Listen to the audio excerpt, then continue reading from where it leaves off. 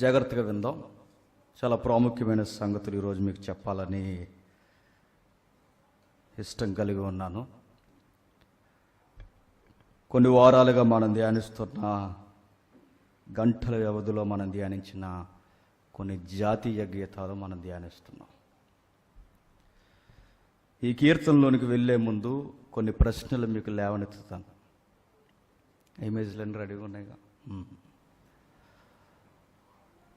సొసైటీలో విశ్వాసిగా మనం బ్రతుకుతున్నప్పుడు మనకు తెలియకుండానే కంపారిజన్ అనేది మనకు స్టార్ట్ అవుతుంది. ఎట్లా అంటే, నేను దేవుని కొరకు 40, 50 లేదా 20 సంవత్సరాల నుంచి బతుకుతున్నప్పుడు కష్టాలన్నీ మనల్ని పలకరిస్తాయి. అసలు దేవుడంటే లెక్క లేకుండా తిరుగుతున్నవాడు మాత్రం సుఖంగా బతికేస్తుంటాడు. అప్పుడు మనకు వచ్చే ప్రశ్న ఏంటంటే, దేవుడిని నమ్ముకోవడం వల్ల నాకు వచ్చిన ప్రయోజనం ఏముంది? దేవుడిని నమ్ముకొని వాడే బాగున్నాడు, నా పరిస్థితి ఇలా మూడు బారిపోతుందని మన ప్రశ్నలు మన తలపోస్తూ ఉన్నప్పుడు మన విశ్వాసం సన్నగిలుతుంది. చూద్దాం.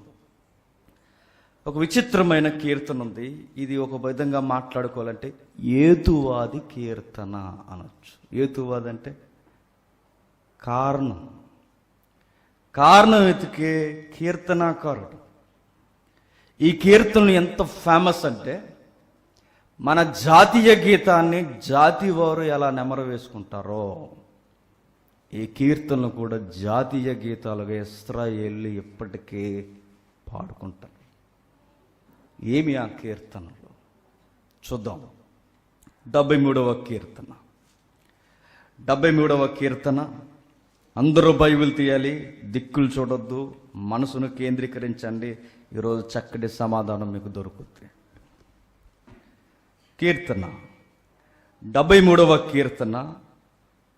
చిన్నటి అక్షరాలతో అడ్రస్ కనబడుతుంది చూడండి. ఈ కీర్తన ఎవరిది? దేవుంది. ఈ కీర్తన రాసింది ఎవరు? ఆసాపు. ఎవరు ఆసాపు అంటే? ఆసాపు అనే ఎబ్రీ శబ్దానికి అర్థం ఏంటంటే సమకూర్చువాడు. సమకూర్చువాడంటే ఏవేవో సమకూర్చుకునేవాడని కాదు, దేవుని కొరకు తన పిల్లలను సమకూర్చువాడని అర్థమించు ఆసాపు. బైబిల్ మనం చదువుతున్నప్పుడు, కీర్తన గ్రంథం చదువుతున్నప్పుడు పైన చిన్న అక్షరాలు చదువుకుంటారు బైబిల్ విద్యార్థులు. బైబిల్ చదివేవారి కోసం మాట్లాడుతున్నాను నేను. ఇది ఎవరో ఆసాపట, ఆయన ఎవరో తెలుసు మనకి ఏం తెలియదు కదా, చదవాల్సిన కీర్తన కాదు లేదా పేజీ తిప్పేస్తాం. దావీదు కీర్తనలు అయితే సీరియస్గా చదువుతాం. కానీ మనం మర్చిపోకూడదు ఏంటో తెలుసా? దావీదు కీర్తనలకు ఏమాత్రం తగ్గని కీర్తనలు ఆసాపు కీర్తనలు కూడా. ఎవరు ఈ ఆసాపు? సుమారుగా బైబిల్లో మీరు లెక్క పెట్టుకుంటే ఈయన కీర్తనలు వరుసగా పెట్టాడు దేవుడు. వరుసగా ఒకే లైన్లో 73 నుండి 83 వరకు ఈయన కీర్తనలు సుమారు 12 కీర్తనలు ఉంటాయి. ఇవి కీర్తనలనే కన్నా జాతీయ గీతాలంటే బాగుంటుందేమో. జనగణమనని మనం ఎంత గౌరవిస్తామో, ఆంధ్ర రాష్ట్రంలో మా తెలుగు తల్లి అన్న గేయాన్ని మనం ఎంత గౌరవిస్తామో, ఇశ్రాయేలు కూడా ఆసాపు కీర్తనకి తల దించేవారు. ఎవరైనా ఎక్కడుండేవాడు చూద్దాం ఒకసారి టూకీగా. మొదటి దినవృత్తాంతాల గ్రంథం 25వ అధ్యాయం. మొదటి దినవృత్తాంతాల గ్రంథం 25వ అధ్యాయం మొదటి వచనం నుండి. మరియు దావీదు సైన్యాధిపతులను ఆసాపు, హేమాను అనువారు కుమారులలో కొందరిని సేవ నిమిత్తమై ప్రత్యేకపరిచి సితారాలను, స్వరమండలము, తాళములను వాయించుచు ప్రకటించినట్లుగా నియమించిరు. బాగా వినండి. దావీదు గారు దేవునికి మందిరం కట్టాలని కుతూహలంతో నిద్రపోకుండా ఎదురు చూస్తున్న రోజులవి. అంటే క్రీస్తు పూర్వం 1000 సంవత్సరాల క్రితం జరుగుతున్న పచ్చి నిజాలు, చరిత్ర. దేవునికి మందిరం ఉందంటే మందిరంలో వర్షిప్ చేసే టీం కూడా కావాలి. బాగా ఇన్వాల్వ్ అవ్వండి. వీలైతే ఒక ఇమేజ్ చూడండి, మీకు అర్థమవుద్ది. దేవుని మందిరం ఉందంటే మందిరాల్లో దేవునికి ఆరాధన గీతాలు వినబడేలా దాన్ని పాడే ఒక టీం ఉండాలి. దావీదు ఏం చేశాడంటే దేవాలయం నిర్మాణం జరగడానికి ముందే కొన్ని నోటిఫికేషన్స్ అనేవి రిలీజ్ చేశాడు ఆయన. నోటిఫికేషన్ అంటే కొన్ని ఉద్యోగాలను భర్తీ చేయడానికి ప్రకటన చేశాడు ఆయన. ఏమేం ప్రకటన చేశాడంటే యెరూషలేము సిటీలో నడిబొడ్డున దేవాలయం కట్టాలనుకుంటున్నాను. ఎక్కడ ఆ దేవాలయం కట్టేది?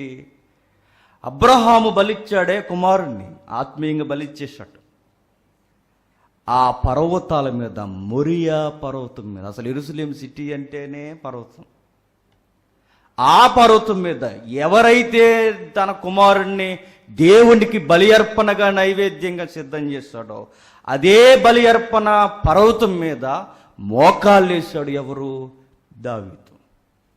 అదే పర్వతం మీద దేవుడు అన్నాడు, ఇదిగో నా మందిరాన్ని కట్టాలన్న కుతూహలం నీకుందిగా, అయితే నువ్వు కట్టడానికి వీల్లేదు. మరి ఎవరు కట్టాలి? నీ కొడుకు వస్తాడులే అన్నాడు. అసలు సింహాసనాన్ని నేను పట్టుకుంటానులే, అతనితో స్థాపిస్తానులే అన్నాడు. ఆశ అయితే గుండెల నిండా ఉంది దేవుడికి మందిరం కట్టాలని, కానీ దేవుడు మాత్రం సెలవు ఇవ్వలేదు. అలాంటి టైంలో రాబోతున్న కొడుకు సామ్రాజ్యం దేశ దేశాలకు పాకబోతుందని ప్రాఫిట్ గనక అంచనా వేసేసాడు. ఎవరు? దావీదు గారు. ఎప్పుడైతే ఆ అదృశ్య దేవాలయాన్ని దృశ్యంగా ఆత్మీయ నేత్రాలతో చూడడం స్టార్ట్ చేశాడో, యెరూషలేము సిటీకి, యెరూషలేములో ఉన్న దేవుని మందిరానికి సైనికులు అవసరం. సైనికులు దేనికి? కావల కాయడానికి. ఇప్పుడు మన చిన్న మందిరం కనుక పెద్ద ప్రాబ్లం లేదు. అది పెద్ద ₹1,00,00,000 మందిరం కట్టేహం అనుకోండి, మనకు ఒక డ్యూటీ చేయడానికి ఎవరు ఉండాలి చెప్పండి? ఒక సెక్యూరిటీ గార్డ్ ఉండాలి. ఎందుకు? గంట అట్టుకుపోతే, కానుకలు పెట్టి అట్టుకుపోతే, లోపల ఏదో ఒక విలువైన బాక్సో కెమెరా ఏదో అట్టుకెళ్ళిపోతే, నిర్మాణాన్ని బట్టి ఎస్కాట్ అవసరం. దావీదు కూడా ఏం చేస్తున్నాడంటే రాబోతున్న సొలొమోను బంగారు దేవాలయానికి ఎస్కాట్, సైనికులు, సోల్జర్స్ అవసరం. ఇది బయట సోల్జర్స్ అవసరం, మరి లోపల సింగర్స్ కావాలి. ఎవరు ఆ సింగర్స్? లిస్ట్ ఇస్తున్నాడు, ఇప్పుడు చదవండి. మొదట వచ్చి మరియు దావీదును సైన్యాధిపతులను ఆసాపు, హేమాను అనువారు కుమారులలో కొందరిని సేవ నిమిత్తమై ప్రత్యేకపరిచి సితారాలను, స్వరమండలములను, తాళములను వాయించు ప్రకటించినట్లుగా నియమించిరి. ఈ సేవా వృత్తిని బట్టి ఏర్పాటైన వారి సంఖ్య ఎంతనగా అని లిస్ట్ స్టార్ట్ చేస్తాడు. చూడండి, ఇక్కడ ఒక పదం రాశాడు, మీరు గమనించాలి. సితార్లు తీసుకోవాలట, స్వరమండలం తీసుకోవాలట, తాళాలు తీసుకోవాలట. ఈ మ్యూజిక్ నంతా ప్లే చేస్తూ ఉన్న దాన్ని ఏమన్నాడంటే సేవ అన్నాడు. సేవ అంటే వాక్యం చెప్పడమే కాదు, సేవలో బాగా వింటూ చెప్పండి, దేవునికి ఆరాధన గీతాలు పాడడం కూడా సేవే. మనం సీరియస్గా ఎవరికి ఇంపార్టెంట్ ఇస్తామో తెలిసి వాక్యం చెప్పేవాడికి. మనం పెద్దగా పట్టించుకోని వారిని ఎవరినో కోయిర్ టీంని. వాళ్ళు గట్టిగా మనం పట్టించుకునేది ఏంటంటే యూనిఫామ్ ఉందా లేదా, అంతేనా? మనం అంటే సార్వత్రికంగా వెళ్తుంది కనుక ఆ పదాలు నేను ఉపయోగిస్తున్నాను. మనకి ఏ టీమీ లేదు గొడవ లేకుండా. ఎందుకంటే టీంలు ఎక్కువైతే యూనిఫామ్ గొడవలు ఎక్కువైపోతాయి. కలర్ తేడా ఉందండి, మాకు ఇది మ్యాచ్ అవ్వట్లేదు, మేము బ్లాక్గా ఉన్నాం, మేము తెల్లగా ఉన్నాం, ఇదో పెద్ద గొడవ. మళ్ళీ ఇలా చాలా వాటి మీద మనం దృష్టి పెడతాం. కానీ గుర్తుపెట్టుకోండి, దావీదు గారట సైనికుల్ని ఏర్పాటు చేసి ఆ తర్వాత దేవునికి పాటలు పాడడానికి సింగర్స్ని రెడీ చేశారట. ఎవరు ఈ సింగర్స్? పాడుతా తీయగా పాటలు వేదిక మీద పాడిన ఆయన కాదు. ఎవడబడితే వాడు దేవుని సన్నిధికి వచ్చి పాటలు పాడేస్తే కుదరదు. ఈ మధ్య ఒక జలక్క తగిలింది మాకు, అది ఓపెన్గా చెప్పలేను, కానీ తెలియకుండానే సపోర్ట్ అయిపోయింది. మరి ఆయన తీర పాడిన ఆయన ఫలానా అని తెలిసి అవాక్ అయిపోయాం. చాలామంది ఈ మధ్య వేస్తున్న ప్రశ్నలు ఏంటంటే, అందరి కీర్తనలు తప్పుపడుతుంది, నువ్వు రాయి అన్నారు. రాసేడు ఏమొస్తే రాస్తాం. రాయడం పెద్ద ఏమైనా ఇజ్జిమానం చెప్పండి? రాయొచ్చు. దేవుడు సెలవు ఉంటే ఈ వాక్యమే బోధిస్తున్నాం, పాటలు రాయడం పెద్దలా కష్టమా చెప్పండి? చూస్తూ ఉండండి, ఏదో ఒక రోజు కొసమెరుపులో వస్తుంది ఏదో ఒక సాంగ్. నిద్రపోరేక నన్ను ఎదురనివ్వరన్నట్టు అయిపోవాలన్నమాట ఆ సాంగ్. ఇక దేవుడికి ఆ రోజు పాటలు పాడేవారు ఎవరంటే గుర్తుపెట్టుకోండి, ప్రత్యేకింపబడిన వారు కావాలట. వాడు పాడితే నష్టం ఏంటంటే, వాడు పాడితే నష్టం ఏంటన్నప్పుడు వాడిని వచ్చి దేవుని సందులో బోధించమని చెప్పు, ఒప్పుకుంటామా? బోధను సేవను ఎలా అన్నామో పాటను కూడా సేవే. ఎవరు పడితే వారు దేవుని మందిరములో ఆరాధనకి అర్హులు కారు.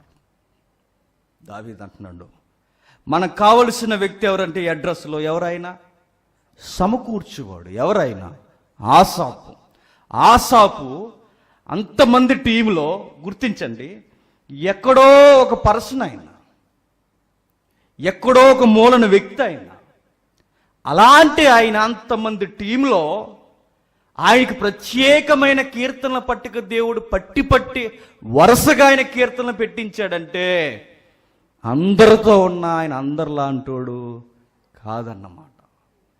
దేవుణ్ణి ఎదిగి ఆయన హృదయం వేరు, ఆయన విశ్వాసం వేరు, ఆయన దేవుణ్ణి అర్థం చేసుకున్న తీరు వేరు, ఆయన తీరుతనులు వేరు, ఆయన ప్రశ్నల ప్రకంపన విధానం జవాబు ఎత్తుక్కునే ధ్యానం పరిశీలన వేరు. ఎవరిది? ఆసాపుది. ఆసాపు కీర్తనలు ఎందుకు ఫేమస్ అయ్యాయంటే, ఆయన ఆ సింగర్స్ టీంలో ఉన్న ఆయన అందరు సింగర్ లాంటి వాడు కాదు.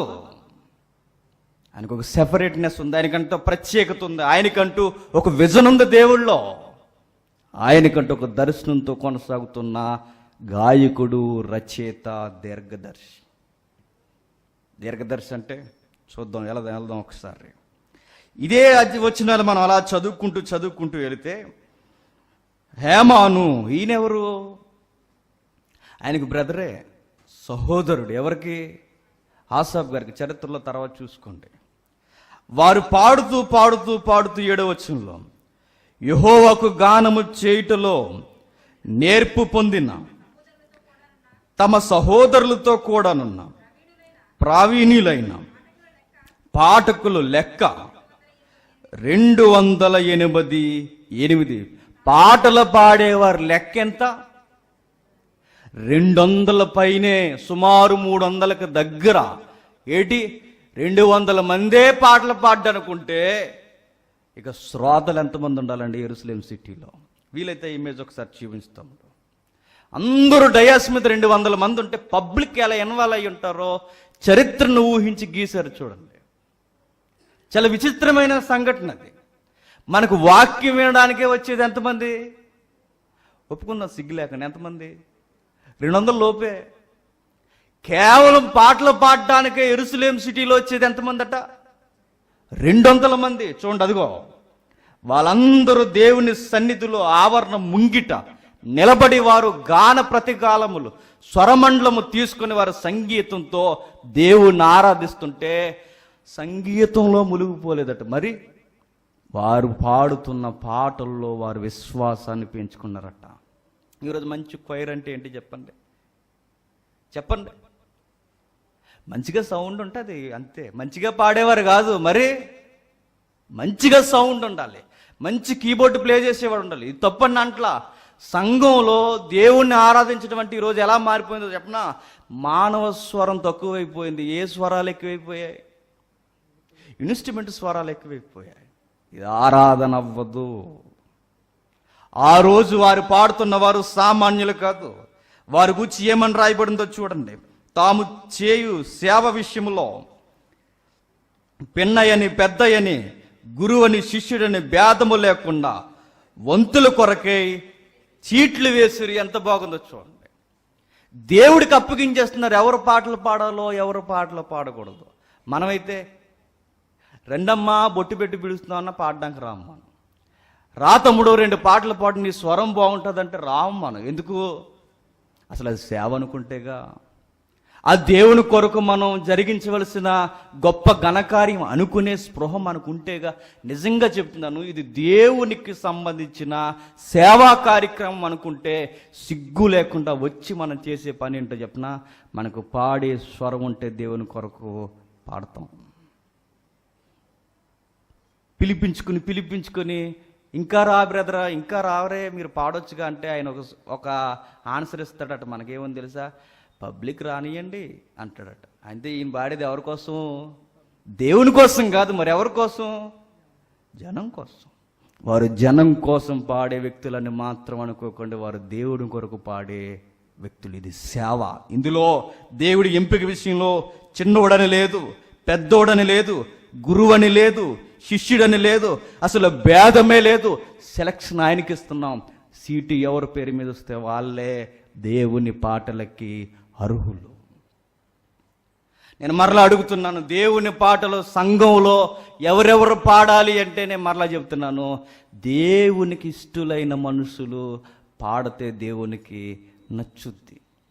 ఈయన ఎవరు బ్రదరు బాగా పాడుతున్నాడంటే ఆయన ఆర్కెస్ట్రాలో పాడతారండి, బ్యాండ్ మేళం అంటారు కదండి. ఆయన అక్కడ పాడతాడు, చెప్పండి, ఇక్కడ పాడతాడు. అంటే ఆయన ఆల్రౌండ్ సింగర్ అన్నమాట. ఈ దేవునికి నచ్చుద్దా చెప్పండి? మొన్నే పాడట. ఏ సాంగ్ అది? ఏ సాంగ్ చెప్పండి? ఏదో రింగా పాడాడట. ఇక్కడికి వచ్చి ఏం పాడుతున్నాడు? మానవ బతుకు తాత్కాలికమైనది, ఈ ఆయుష్ ఏ పాటిదని పాడుతుంది. ఇంకేటి? పరలోకమే మనం చూసి అంటదట, ఒరే అవ్వ అంటదట. పరలోకమే సిగ్గుపడేలా ఉంటుందట. ఎవరు పాడాలంటే దేవునికి ఇష్టలైన వారు పాడాలి. యోసేపు పేరిట పడెను. ఏటట?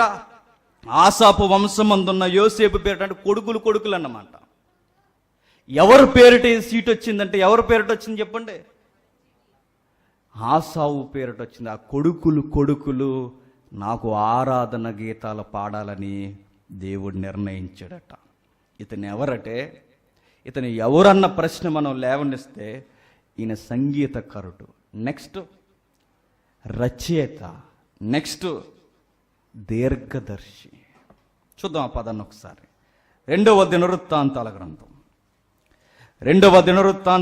29వ అధ్యాయం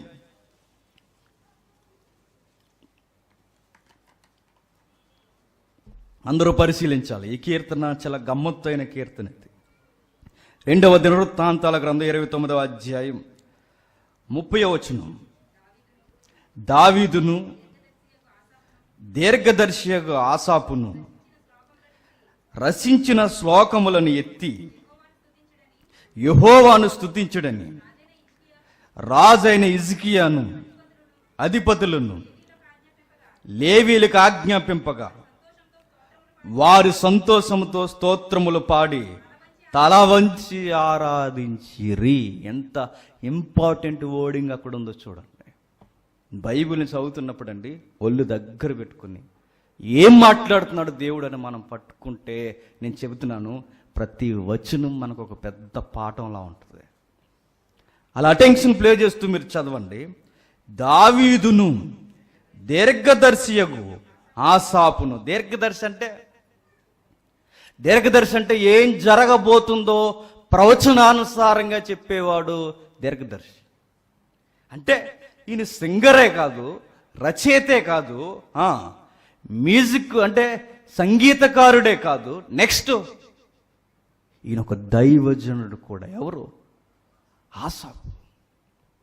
ఇంకా ఈయన ఎవరంటే ప్రత్యేకింపబడిన లేవి వంశానికి చెందినోడు.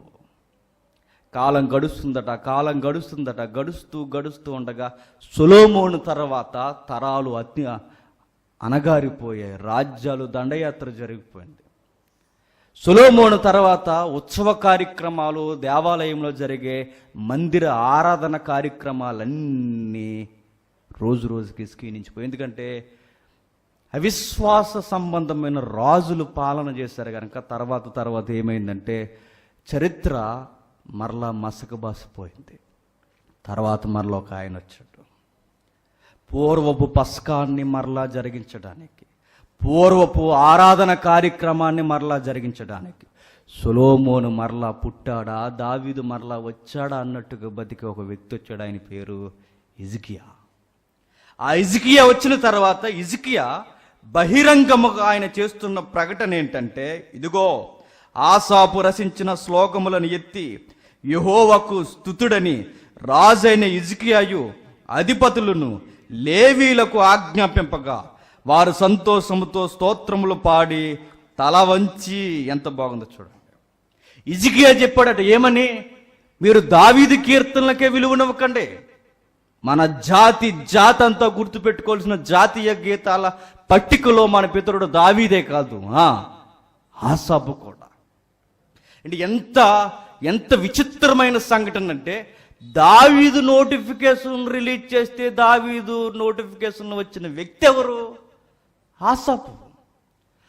ఆయన నియమిస్తే ఆ నియమకంలో వచ్చిన వ్యక్తి ఆసాపు అయితే, దావీదు రాజు అయితే దావీదు కీర్తనలకు ఏమాత్రం తగ్గలేదట. ఎవరి కీర్తనలో 250 మంది లేదా 300 మంది వ్యక్తుల్లో ఎక్కడో ఒక మూలన అందరితో కలిపి పాడే ఈ వ్యక్తి ఎందుకు దావీదు అంత క్యాడర్కి భక్తి భావాల్లో వచ్చాడంటే, ఆయన విజన్ అలాంటిది దేవుని పట్ల.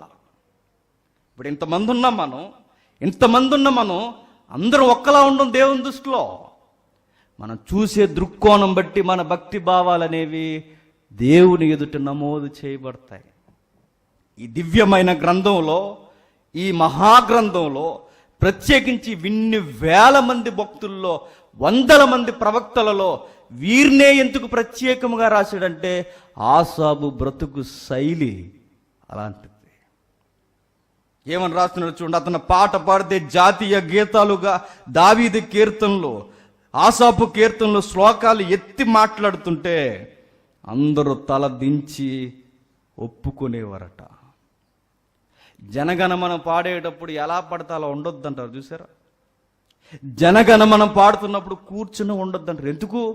అది జాతి గౌరవానికి సంబంధించిన గీతం గనక.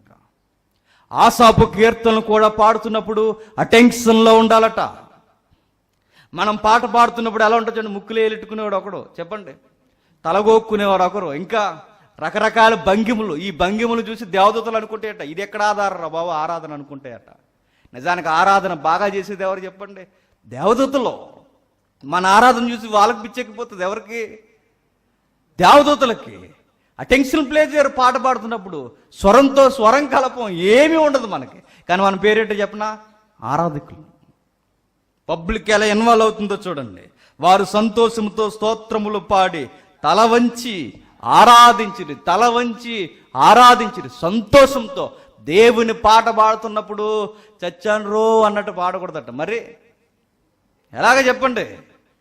ఆనందంతో సంతోషంతో అనుభవిస్తూ దేవుని పాటని ఎంజాయ్ చేస్తూ దేవునికి ఏం చేయాలట? ఆరాధన చేయాలట. ఒకళ్ళ పాట పాడుతుంటే ఎలా ఉంటుంది చెప్పనా? బ్రదర్ ప్లీజ్ ఆపేవా అన్నట్టు ఉంటుంది.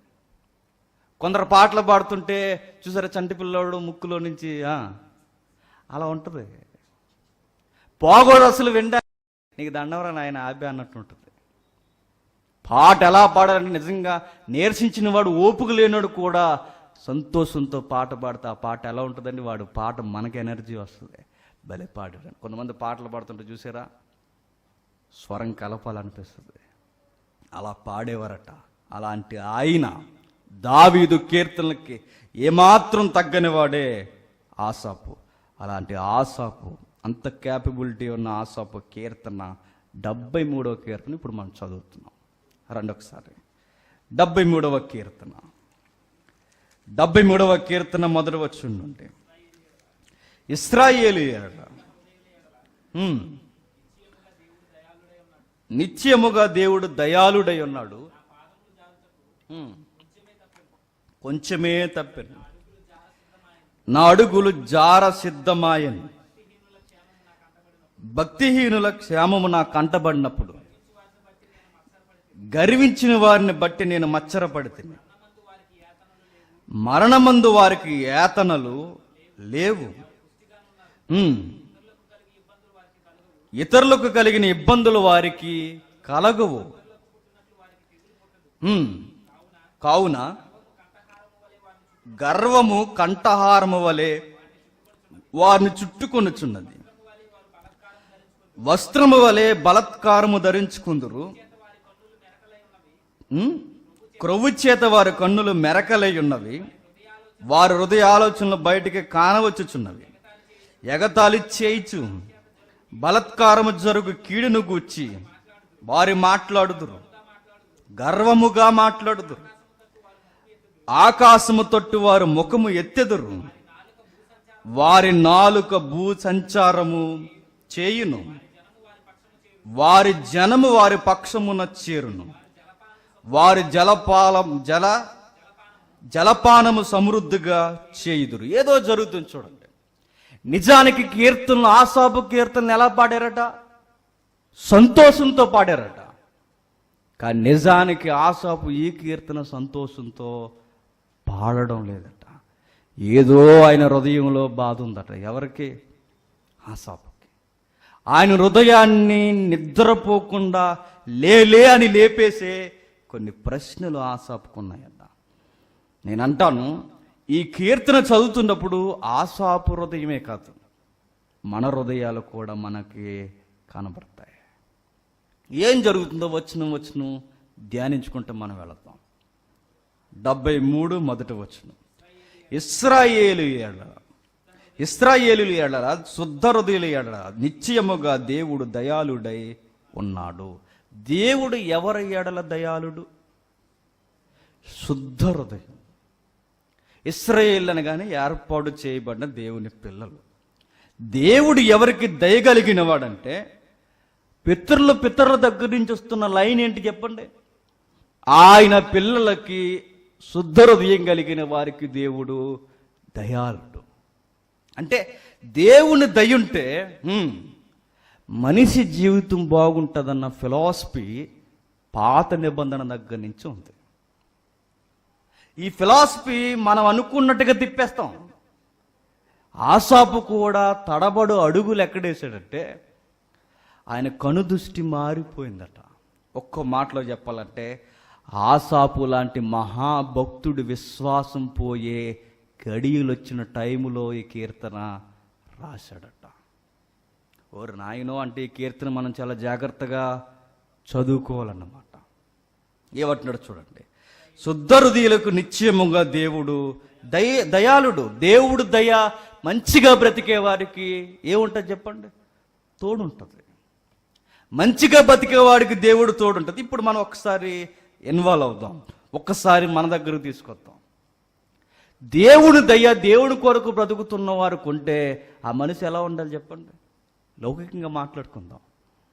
బాగుంటాడు, చక్కగా ఉంటాడు. ఆయన పంట ఎత్తితే ఆ పంట దిగుబడి ఎంత వస్తుంది? పెట్టుబడి కన్నా 100 రెట్లు ఎక్కువ వస్తుంది. ఇదేగా మన ఫిలాసఫీ. ఇంకా మీరు చెప్పండి, ఆయన ఏదైనా పని తలబడితే అది 100 1000 దీవెన పొందుతుంది. ఇంకా చెప్పండి, ఇలాంటి ఫిలాసఫీతో మనం బతుకుతాం. ఆసాపు కూడా ఉన్నది ఏంటో తెలుసా? నేను దేవుని కొరకు శుద్ధ హృదయంతో బతుకుతున్నాను, నా జీవితం మాత్రం రోజు రోజుకి అనగారిపోతుంది. అసలు దేవుడు అంటే లెక్కలేని వారు మాత్రం రోజు రోజుకి బాగున్నారు. నాకేం అర్థం అవట్లేదు అన్నట్టు. మీకు అనిపించదా? చర్చికి మీరు మానకుండా వస్తారు, మీ పక్కింటోళ్ళు ఏ రోజు చర్చికి రారు. వాళ్ళ లైఫ్ బాగుంటుంది, మీ లైఫ్ మాత్రం బాగోదు. మీకు అనిపిస్తుంది అప్పుడు, ఇంకా వారం చర్చికి వెళ్ళి దేనికి? నా దేవుడేంటి? నేను ఏ తప్పు చేయట్లేదు, నా చేతులు అశుద్ధాన్ని అంటించుకోలేదు, నా హృదయం యథార్థంగానే నేను కొనసాగుతున్నాను, ప్రతి వారం చర్చికి వెళ్తున్నాను, వారంలో నేను ఉపవాసాలు ఉంటున్నాను, ప్రార్థన చేస్తున్నాను. నా జీవితం రోజు రోజుకి ఇలా అయిపోతుంది. అసలు చర్చికి రారు, ఎక్కడికి రారు, దేవుణ్ణే పట్టించుకోరు. వాళ్ళు రోజు రోజుకి డెవలప్ అవుతున్నారు. నాకేం అర్థం అవట్లేదని మన అడుగులట అవిశ్వాసం వైపుకి వెళ్తాయట. ఆసాపుగా ఎక్స్పీరియన్స్ వచ్చింది. అవిశ్వాసపు పోకడలు ఎలా ఉంటాయో చూసాడట. చెబుతున్నాడు చూడండి. నా పాదములు జారుటకు కొంచెమే తప్పెను, నా అడుగులు జార సిద్ధమాయను. నా అడుగులు ఎక్కడికి పోయంటే ఎర్జికెళ్ళిపోయాయి అంటున్నాడు. నా అడుగులు పడిపోతున్నాయి. అడుగులు పడిపోవడం అంటే నా విశ్వాసం పోయేలా ఉంది. నాకు వచ్చే బాధలు, ఇబ్బందులు, నేను దేవుని కొరకు ఈ 40-30 సంవత్సరాల నుంచి బతుకుతున్నా నాకేం సమాధానం దొరకట్లేదు. దేవుడు లేనోడు ఆడే సుఖంగా ఉన్నట్టు. మీకు బాగా అర్థం కావాలంటే ఒక విశ్వాసిని మీరు తీసుకోండి, ఒక రాజకీయ నాయకుడిని మీరు తీసుకోండి. ఇద్దరికి గొడవ అయిందనుకోండి, ఇద్దరు కలిసి పోలీస్ స్టేషన్కి కోర్టుకి వెళ్తే ఎవరు గెలుస్తారు చెప్పండి? చెప్పండి టూకీగా. రాజకీయ నాయకుడే గెలుస్తాడు. లోకం వాళ్ళకే బాగుంది. మనకు అనిపిస్తుంది అప్పుడు, అదే విశ్వాసం నేనైతే, నువ్వైతే, అరే నేను దేవుని కొరకు బ్రతుకుతున్నప్పుడు నాకు ఏ సపోర్ట్ రావట్లేదండి. ఏంటి అన్యాయంగా ఉన్నా వాడు బాగున్నాడు, అన్యాయంగా పదవులు సాధించి, అన్యాయంగా డబ్బు సాధించి, అన్యాయంగా మనుషులను ఎంటబెట్టుకుని తిప్పుకుని అన్యాయం చేస్తున్న వాళ్ళ లైఫ్ బాగుంది. వాడితో గొడవ దిగితే కనీసం నాకు దేవుడు కూడా సపోర్ట్ చేయట్లేదు. ఈ ప్రశ్నలు అప్పుడప్పుడు వచ్చేయలేదా? అప్పుడప్పుడు మన ఇంట్లో ఉన్నవారు అంటుంటారు, అసలు వాళ్ళని ఏం చేయట్లేదు దేవుడు అని. పెళ్ళైన వారిని మీ ఇళ్ళాలు అన్నారో లేదో మరి అంటారు. మనం దేవుని కొరకు బాగానే ఉంటున్నాం, వాళ్ళని ఏం చేయట్లేదు దేవుడు, వాళ్ళని ఏం అండా దేవుడు. ఆవిడనే మాటలకు మనకు విశ్వాసం పోద్ది. అంతేనంటావా అనుకుంటాం. మరి ఏం చేద్దాం? చర్చ వద్దు, ఏమొద్దు, ఇక మానేద్దాం అంట. మరి ఏం చేద్దాం? వాళ్ళకిలాగే మనం కూడా బతుకుదాం. వాళ్ళు బాగున్నప్పుడు మనం కూడా బాగానే ఉంటాం. ఇంకెందుకు వెళ్ళడం? దేవుడు నమ్ముకోవడం వలన లోకాన్ని ఒక్కసారి కంపేర్ చేస్తే ప్రయోజనం ఏమీ లేదన్నట్టే అనిపిస్తుంది. చూడండి, ఆసాబు ప్రశ్నలు, ఆయన బాధ, ఆయనకి నిద్ర రావట్లేదట. నా పాదములు జారుటకు కొంచెమే తప్పెను, నా అడుగులు జార సిద్ధమాయను. భక్తిహీనుల క్షేమము నాకు కంటపడినప్పుడు, గర్వించే వారిని బట్టి నేను మచ్చరపడి తిని, మరణమందు వారికి యాతనలు లేవు. చూడండి, కొన్ని పాయింట్స్ లేపుతున్నాడు. చూడండి, నేను భక్తి కొట్టినాను, వాడు గర్వంతో ఉన్నాడు. నేను దేవుని కొరకు బ్రతుకుతున్నాడు, దేవుడే లేడు వాడి జీవితంలో. అసలు విశ్వాసం, బైబిల్ వాడి జీవితంలో ఏమీ లేవు. మీకు అక్కడక్కడ తారసపడుతుంటారు జీవితంలో. చూడండి, కావాలంటే మీరు ఉద్యోగం చేస్తున్నారు అనుకోండి, మీ ఉద్యోగస్తుల్లో మీరు యథార్థంగా ఉంటారు. ఆ ఉద్యోగంలో యథార్థత ఉండదు, లంచాలు తీసుకుంటారు, అన్నీ తీసుకుంటారు, కానీ వాళ్ళ లైఫ్ బాగుంటుంది, మన లైఫ్ మాత్రం బాగోతుంది. మీరు ఎక్కడైనా కూలి పని చేస్తున్నారు అనుకోండి, దొంగ పని చేశాడు, కూలి చక్కగా తీసుకుంటాడు, కష్టపడి నీకు మాత్రం సరిగ్గా కూలి రాదు. మనకేం అర్థమవుతాం? ఆసాబుకు కూడా అర్థం అవ్వక అనుకుంటున్నాడట, ఇక వేస్ట్, కానీ ఈ భక్తి ఇన్ని సంవత్సరాలు నేను కొనసాగించిన ఇదంతా వేస్ట్ అనిపించే ఫీలింగ్ వచ్చేస్తుందట. అంటున్నాడు, భక్తిహీనులు క్షేమంగా ఉన్నారు, గర్విస్తున్నారు, వారు మరణమందు కూడా వాళ్ళకి యాతనలే లేవట. కొన్ని పదాలు నేను చెప్తాను చూడండి. 6వ వచనంలో భక్తిహీనులు గర్వంగా ఉన్నారు, బలత్కారంగా ఉన్నారు, వారి కన్నులకు కొవ్వు పెట్టింది. నెక్స్ట్, వారి కన్నులు మెరకై ఉన్నవంటే వాళ్ళ కళ్ళు ఉన్న దగ్గర ఉండలేదండి, మరి ఎక్కడ ఉంటున్నాయి? పైకి వెళ్ళిపోతున్నాయట. నెక్స్ట్ ఇంకొక పదం అన్నాడు, ఎగతాళి చేస్తారు, కీడు చేసి మాట్లాడుకుంటారు, గర్వంగా మాట్లాడుకుంటారు. 12వ వచనంలో నిశ్చింత గలవారే ధనవృద్ధి చేసుకుంటున్నారు. ఆసాపు బాధ మీకు అర్థమవుతుందో లేదో? ఆసాపు హృదయంలోనికి మీరు వెళ్ళండి. సొసైటీతో కంపేర్ చేస్తున్నాడు. సొసైటీలో నేను దేవుని కొరకు బ్రతుకుతున్నప్పుడు నాకు వాడికి ఈ మార్జిన్ ఏం కనబట్టలేదు. మంచిగా బ్రతుకుతున్న నా జీవితం రోజు రోజుకి ఆవిరైపోతుంది. వాడేటి బాగున్నాడు రోజు రోజుకి.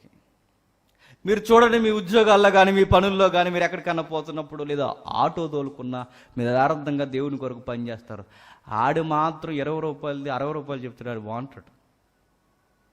మనకేం అర్థమవుతూ ఏంటి ఈ పరిస్థితి? ఏంటి మనకేమీ అర్థం కాదు. ఏంటి దీన్ని ఎలా కొలుసుకోవాలి? అప్పుడే అనిపిస్తుంది, ఇలాంటి ప్రశ్నలు వచ్చినప్పుడు ఎంతమంది దేవుళ్ళలోంచి పోలే చెప్పండి. ఎందుకయ్యా నువ్వు చచ్చి మానేసావంటే, మా విరోధుల కుటుంబాలు బాగానే ఉన్నాయండి. మా కుటుంబంలో నా తమ్ముడు చచ్చిపోయాడు, నా భార్య చచ్చిపోయింది, నేను నమ్ముకున్న దేవుడు ఏం చేశాడు నాకు? అందుకే నేను చర్చికి రానిక అంటాడు. నువ్వెందుకు మానేసావంటే ఈ దేవుడిని నమ్ముకున్నాక మాకు వడ్డీ వ్యాపారంలో నష్టాలు వచ్చాయి. వడ్డీ వ్యాపారంలో మళ్ళీ నష్టాలు. మీరెందుకు మానేశారంటే ఆయన మార్గం వెళ్తున్నప్పుడు యాక్సిడెంట్ అయిందట. దేవుడిని నమ్ముకుంటే మరి ఆయన అన్నాడు ఏమని, పాదాలకు కూడా ఏం తగలదట, రాయి కూడా తగలదన్నాడు. మరి నాకు యాక్సిడెంట్ అయింది అందుకే నేను మానేసా, డౌట్ వచ్చేసింది నాకు అన్నాడు. చూసారు ఇలా ఎన్ని లేవండి. ఇలాంటి ఫిలాసఫీతో దేవుని దగ్గర నుంచి దూరం అయిపోయే భక్తులుగా ఉండి అవిశ్వాసులుగా మారిపోయిన వారు లేరా? ఇన్ని ప్రశ్నలు మనకు కనబడుతున్నాయి చూడండి. ఇప్పుడు మనం చూద్దాం 3వ వచనం నుండి. భక్తిహీనులు మంచిగా కనబడుతున్నారు, నేను చూస్తున్నా. నెక్స్ట్, గర్వించిన వారిని బట్టి నేను మచ్చరపడుతున్నాను. నా మచ్చరం, నా కోపం, అసూయ వచ్చేస్తుంది. ఎవరిని చూసి? ఆసాపుకి అసూయ వస్తుందట. ఎవరిని చూసి? ఆ భక్తిహీనులు చూసి. వాడి మీద నా కోపం వస్తుంది, మచ్చరం వస్తుంది, వాడు నాశనం అయిపోవాలని కోరుకుంటున్నాను. నువ్వు వాడిని ఏం అంటలేదు. నాకు వాడిని చూస్తుంటే నా లైఫ్ వాళ్ళ లైఫ్ కన్నా వాళ్ళ లైఫే బాగుంది అనిపిస్తుంది. వాడిని చూస్తుంటే నాకు అసహ్యం కలుగుతుంది, అసూయ వచ్చేస్తుంది. నేను వాళ్ళగా అయిపోవాలందాం అనుకుంటున్నాను. నెక్స్ట్ అంటాడు, మరణమందు వారికి యాతన లేవు, వారు పుష్టిగా ఉన్నారట. మరణమందు వారికి పుష్టిగా ఉన్నారట. పుష్టిగా అంటే మరణమందు. వాడు ఎలా చచ్చిపోతాడో తెలుసా? బాగా. వాడంటే ఎవడు అనుకోకండి. వాడంటే ఎవరు? దేవుని నమ్ముడు. మనమంటే ఎవరు? విశ్వాసులు. అది కూడా డౌట్ అయితే ఇంకేం చేయలేము, ఇంకంతే సంగతి లెక్క. మన విశ్వాసులమైతే మనకు విరోధులుగా ఉన్నవారు ఎవరు చెప్పండి? భక్తిహీనులు. యెహోవా అంటే ఎరుగనివారు, బైబిల్ దేవుడు అంటే తెలియనివారు, క్రైస్తవులు కానివారు, అనగా నానా రకాలుగా బ్రతుకుతున్న మనుష్యులు. వారట ఎలా ఉన్నారో చూడండి, పుష్టిగా ఉన్నారట. వారు మరణమందు వాళ్ళకి యాతనలే లేవట. దేవుణ్ణి నమ్ముకున్న యోబు ఏమైపోయాడు చెప్పండి? కురుపులు, గజ్జి, రోగం, రకరకాలుగా అయిపోయారట. ఆ దేశంలో ఉన్న అన్యజాతి రాజు మాత్రం ఎలా ఉంటాడు చెప్పండి? పుష్టిగా, హెల్తీగా. వాడి చర్మం చిన్నపిల్లల చర్మంలా ఉంటుందట. చూసారు? ఇలాంటి కంపారిజన్ మనకు కనబడదు సొసైటీలో. కనబడుతుంది. మీరు కావాలంటే చూడండి. వాళ్ళు ఎలా చనిపోతారంటే, భక్తులు క్యాన్సర్ వచ్చో, రోగం వచ్చో, గవర్నమెంట్ హాస్పిటల్లో బెంగ పెట్టుకుని బెంగతో అలా చచ్చిపోతారు. కానీ డబ్బున్నవాడు చూడండి, వాడు మంచి రెస్టారెంట్లకు వెళ్తాడు. డబ్బున్నవాడిని చూడండి, వాడు మంచిగా సొసైటీలో తిరుగుతాడు. వాడికి ప్రత్యేకమైన వెల్కమ్ బోర్డ్స్ ఉంటాయి. వాడు ఎక్కడెక్కడో లగ్జరీగా అలా తిరుగుతాడు. కోట్ల రూపాయలు బ్యాంకునే ఎగ్గొట్టేస్తాడు గొడవ లేకుండా. ఉన్నారుగా మన ఇండియాలో. బ్యాంక్ అప్పునే ఎగ్గొట్టేసి ఫారెన్కి వెళ్ళిపోతారు, అక్కడ ఉండిపోతారు. వాళ్ళని కదిపేవాడు ఏముండదు. వాడి జీవితాల్లో సమృద్ధి ఉంది. తాగుతాడు, తిరుగుతాడు, జల్సా చేస్తాడు, అందాలు అనుభవిస్తాడు. లోకంలో ఏ అందం ఉందో అన్ని అందాలు చూస్తాడు. ప్రకృతిలో అన్ని చూసిన వాడు ఎలా చచ్చిపోతాడు? లాస్ట్కి రోగం వచ్చి ఏం చచ్చిపోడు, ఏదో రోజు సింపుల్గా చచ్చిపోయేలా ఉంటాడు. వాడిని చూస్తుంటాడు, చచ్చిపోయాడు, నిద్రపోయాడు మనకు తెలియదు. మళ్ళీ వాడికి గ్లాస్ బాక్స్ ఎలాంటిది, అందులో పెడతారు నీట్గా. మళ్ళీ సన్మాన కార్యక్రమాలు, తుపాకీ మోతలు, గవర్నమెంట్ సలాం కొట్టడం, డిపార్ట్మెంట్ వచ్చి ముందుకు రావడం, ఇవన్నీ ఏంటంటే మనకేం అర్థమవుతుంది? వాళ్ళకి పెద్దగా మరణంలో కూడా కష్టాలు ఏమీ లేవన్నట్టు నేను చూస్తున్నా. నమ్ముకున్న మా జీవితాలు యాతనైపోతున్నాయి. నమ్మని వారి మరణంలో కూడా వాళ్ళకి బాధలే లేవు, వాళ్ళు పుష్టిగా ఉన్నారు. నేను చూస్తున్నాను ప్రభువా. నెక్స్ట్ అంటున్నాడు, ఇతరులకు కలుగు ఇబ్బందులు వాళ్ళకి కలగవు, ఇతరులకు పుట్టినట్లు వారికి తెగులు పుట్టదు. ఇప్పుడు మనకు పెద్ద ప్రశ్న, మనం అందరం ఈ జీవనంలోకి వస్తాం చూడండి. డబ్బున్న వాడికి రోగాలు ఎక్కువ ఉంటాయి, డబ్బులు లేనివాడికి రోగాలు ఎక్కువ ఉంటాయి చెప్పండి? మనకే ఎక్కువ. మీరు కావాలని చూడండి, ఈ రోగం, ఈ చిత్రమైన రోగం ఉండే ప్రపంచంలో ఎవరికి లేదంటే మనకే ఉంటుంది. మీరు కావాలంటే చూడండి, విచిత్రమైన రోగాలు మనకే, విచిత్రమైన బాధలు మనకే, వ్యాధులు మనకే. డబ్బు లేనోడికి మాత్రం రోగాలు ఎక్కువ, డబ్బు ఉన్న వాడికి మాత్రం ఏ రోగం ఉండదు. ఇవి సొసైటీలో ఆ రోజు లేవా, ఈ రోజు లేవా, ఎప్పుడు ఉండవా చెప్పండి? వాళ్ళ లైఫ్ బాగుంది, వాళ్ళకి ఆరోగ్యం ఉంది, వాళ్ళకి ఆయుష్ ఉంది, వాళ్ళకి పరిస్థితులు బాగున్నాయి, స్టార్డమ్ ఉంది, అన్నీ బాగున్నాయి. మా జీవితం మాత్రం రోగాలతో, బాధలతో, కష్టాలతో, చివరికి దేవా నీ సమాధానం కూడా లేకుండా మేము బతుకుతున్నాం. అందుకే నా అడుగులు తడబడుతున్నాయి. ఆసాపు అడుగులు ఎందుకు తడబడుతున్నాయి అంటే మీరు గుర్తుపెట్టుకోండి, ఆయన కనుదృష్టి లోకాన్ని అబ్జర్వ్ చేస్తుందట. దేవుడు వాళ్ళ బతకడం వల్ల ఇంక ఒరిగేది ఏముంది అనిపిస్తుందట. సేమ్ మనలాంటి ఫీలింగే ఆసాపుకి వచ్చింది. మన హృదయం ఆసాపు హృదయంతో కలిసిపోతుంది. చూడండి నెక్స్ట్, వారి గర్వము కంఠహారము వలె వస్త్రము వలె వారు బలత్కారము ధరించుకుందురు. కొవ్వు చేత వారి కన్నులు మెరకలై ఉన్నవి. ఒక పదం అన్నాడు 6వ వచనంలో, కావున గర్వము కంఠహారము వలె. కంఠహారం అంటే ఒక మంచి నక్లీస్ వేసుకుని వచ్చేసాం అనుకోండి, ఒక మంచి బంగారపు కడ్డీ పెట్టుకుని వచ్చేసాం అనుకోండి, మన లుక్ ఎక్కడ పడుతుంది? సహజంగా ఎదురున్నవాడు ఎక్కడ చూస్తాడు చెప్పండి? మొహం చూడడు, ఎక్కడ చూస్తాడు? బ్రదరు మరి 9 ఏదో ఉంటుందిగా, అదేనా బంగారమే అంటాం. గర్విష్ఠులు కూడా ఎలా ఉంటారు చెప్పనా? ఆడు పెద్దగా యాక్టింగ్ చేయాల్సిన అవసరం లేదంటే నాకు గర్వం ఉందని. హారం ఎలా కనపడుతుందో వాడిని చూస్తుంటే కొట్టొచ్చినట్టు కనపడుతుంది. చూసారు మీరు? వాడు అంటాడు, బ్రదర్ నేను పెద్దగా ఎవరితో నీతో మాట్లాడాను, దాని అర్థం పెట్టి నీకు సెలవు ఇచ్చాను రా యాదవ అని. నేను ఎవరితో మాట్లాడను, నీతో మాట్లాడుతాను, నువ్వు చాలా గొప్పోడు, ఈడు గొప్పోడు అని చెప్పుకోవడానికి ఆయన గొప్పోడిని చేస్తున్నాడు అన్నమాట.